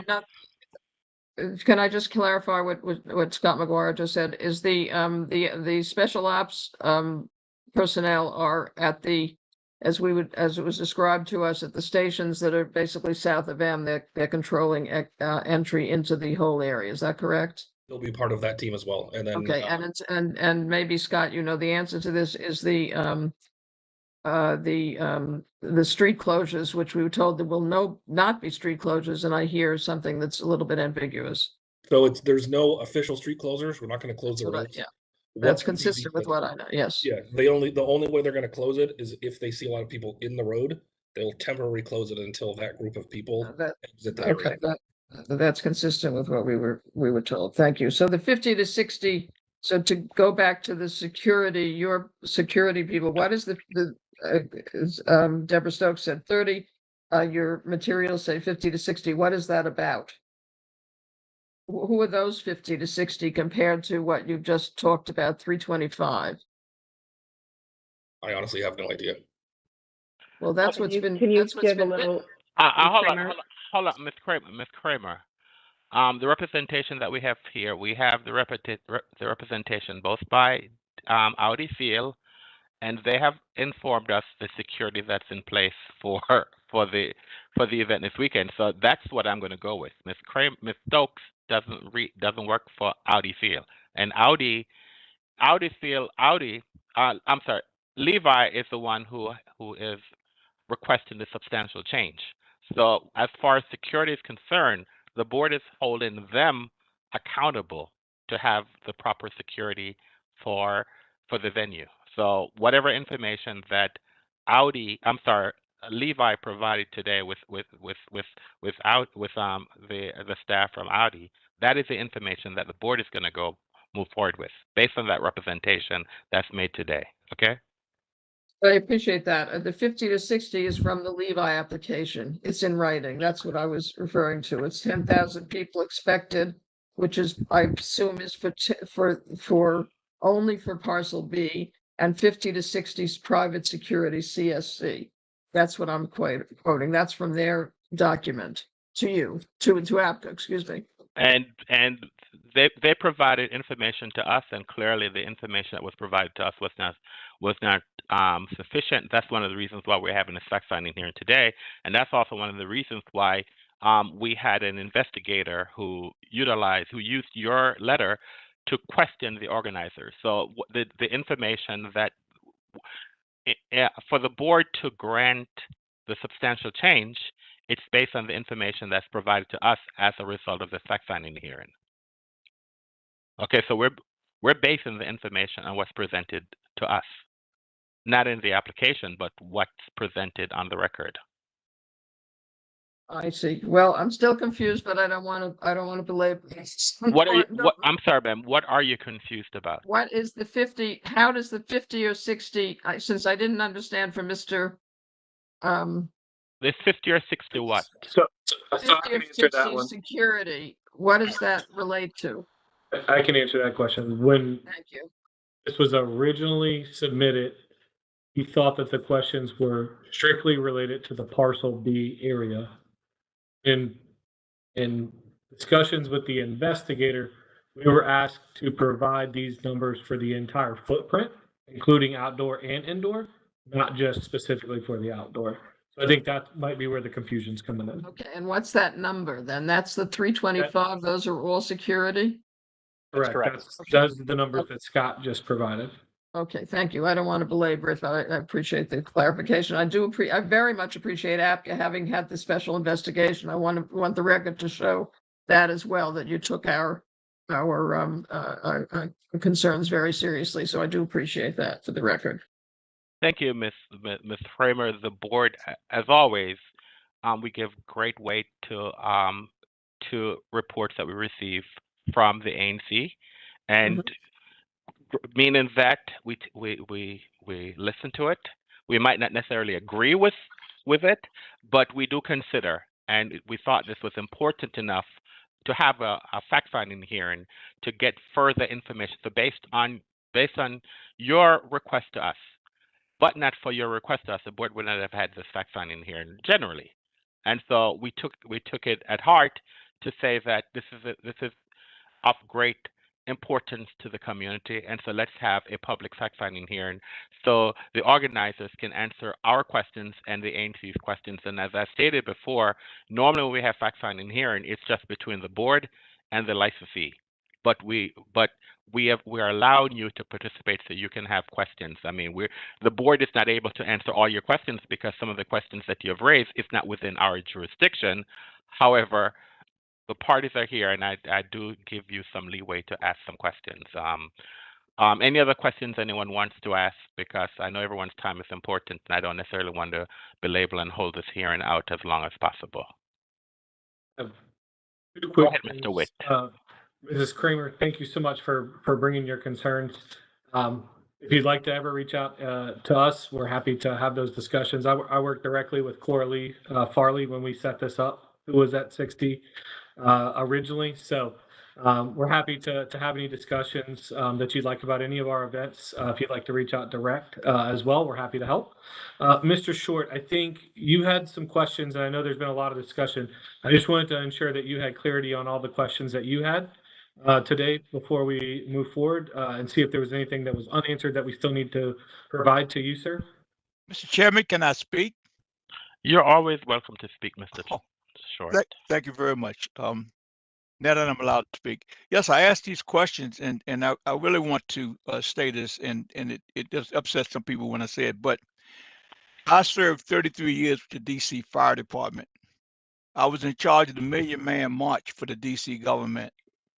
I've also seen a lot of issues that happen when we don't do due diligence and ask the appropriate questions beforehand, because once it hits the Washington Post or something goes wrong, people want to know what the responsible people do. And so I always try to act responsible. So the questions I was asking weren't to irritate or cause anybody any issues, but to make sure that they're asked in the front and not in the rear of the event. Thank you very much for the answers that you gave and the answers that the rest of you who testified that they have given. And we pray that the event turns out very safely and prosperous for you. But it is concerning for me that it's in such a densely populated community, Buzzard Point. But I just wanted to leave that for the record. And again, thank you, Mr. Chairman, for allowing me to speak. And I wish everybody have a good time at the event at Audi Field. Thank you for your statement, Mr. Short. Any other questions by anyone? This event is scheduled for this weekend, and I think that the board should vote to grant the substantial change. Is there a second? Mr. Chairman? Yes, Mr. Short. Can we go into executive section just for about 5 minutes, please? Hold on, Mr. Short. All right, sure. Sure. Could I ask? Who's speaking? Ms. Kramer? Yes, Ms. Kramer. Yes. Can we submit anything? If you do not vote this afternoon, can we submit anything else, or you expect to vote this afternoon? This event is today's Wednesday. Today's Wednesday, and this event is Saturday and Sunday. Yep. So the board has to this. The unfortunate thing is that this request was made. It was made timely, and it was on our schedule for last week. But we decided that we need to have a fact-finding hearing, and so the only time available to have the hearing was today. Yes. So therefore, the board has to make a decision on that issue. And before the board goes into executive session, is there anything that anyone else wants to state? Since I've not heard anything, so give me a minute, please.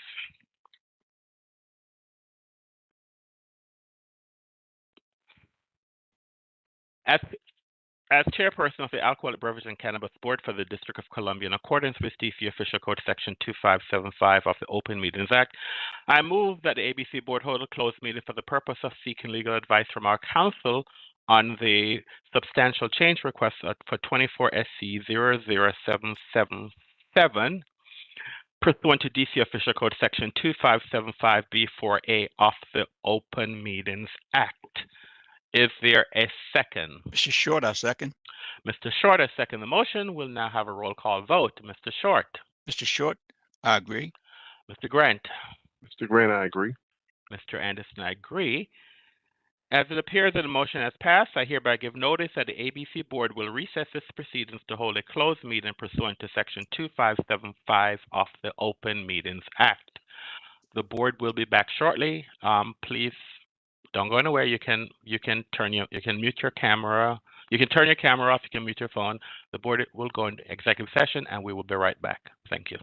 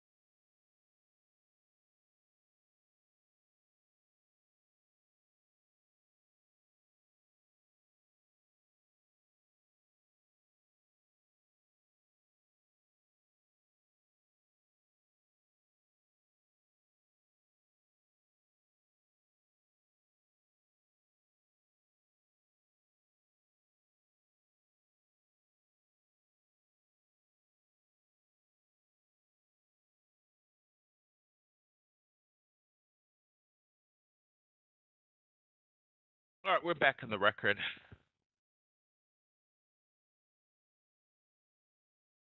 All right. The board went into executive session. I'm sorry, Miss. All right. The board went into executive session to discuss a legal issue, and I just want the public to know that what we did is that anytime any board member has a question, and if we are going to leave the public session and have to go into executive session, I have to do that reading. So that's required by me as chair, that anytime we're leaving a public session to discuss any issue, I have to do that reading and to come back and to state that we had we went to an executive session to discuss some legal concerns. So the concerns have been addressed, and so therefore the board will now take a vote. And so therefore, I make a motion that this matter be that we approve the substantial change. Is there a second? Mr. Short, a second. Mr. Short, a second the motion. We'll now have a roll call vote. Mr. Short. Mr. Short, I agree. Mr. Grant. Mr. Grant, I agree. And Mr. Anderson, I agree. The matter passed 3-0. And I'm also going to direct that and this matter be monitored by our enforcement. I know that's contemplated anyway because enforcement has interviewed the parties, but we're going to ask that enforcement monitors this event. As you know, this is an event that is of major concern to the community.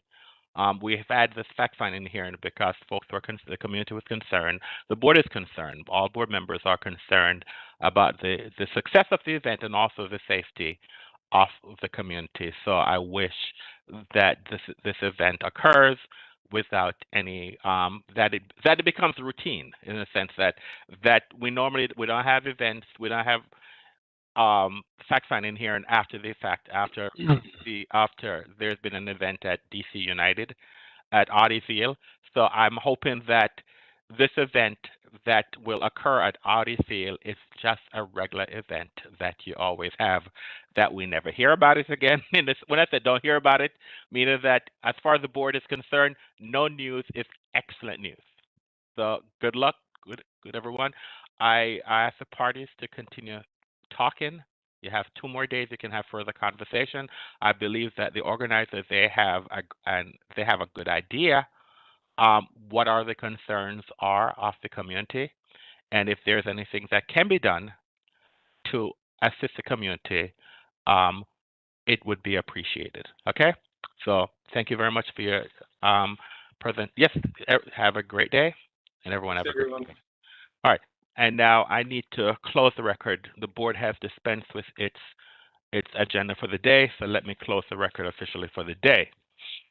As chairperson of the Alcoholic Beverage and Cannabis Board for the District of Columbia, in accordance with Title III, Chapter 405, Office of Open Government, I move that ABC Board hold a closed meeting on July 31st for the purpose of discussing and hearing reports concerning ongoing or planned investigations of alleged criminal or civil misconduct or violations of law or regulations, and seeking legal advice from our legal counsel on the board's investigative agenda, legal agenda, and licensing agenda for July 31st, as published in DC Register on July 26th. Is there a second? Mr. Grant, I second the motion. Mr. Grant has seconded the motion. I will take a roll call vote on the motion before us now that it has been seconded. Mr. Short. Mr. Short, I agree. Mr. Grant. Mr. Grant, I agree.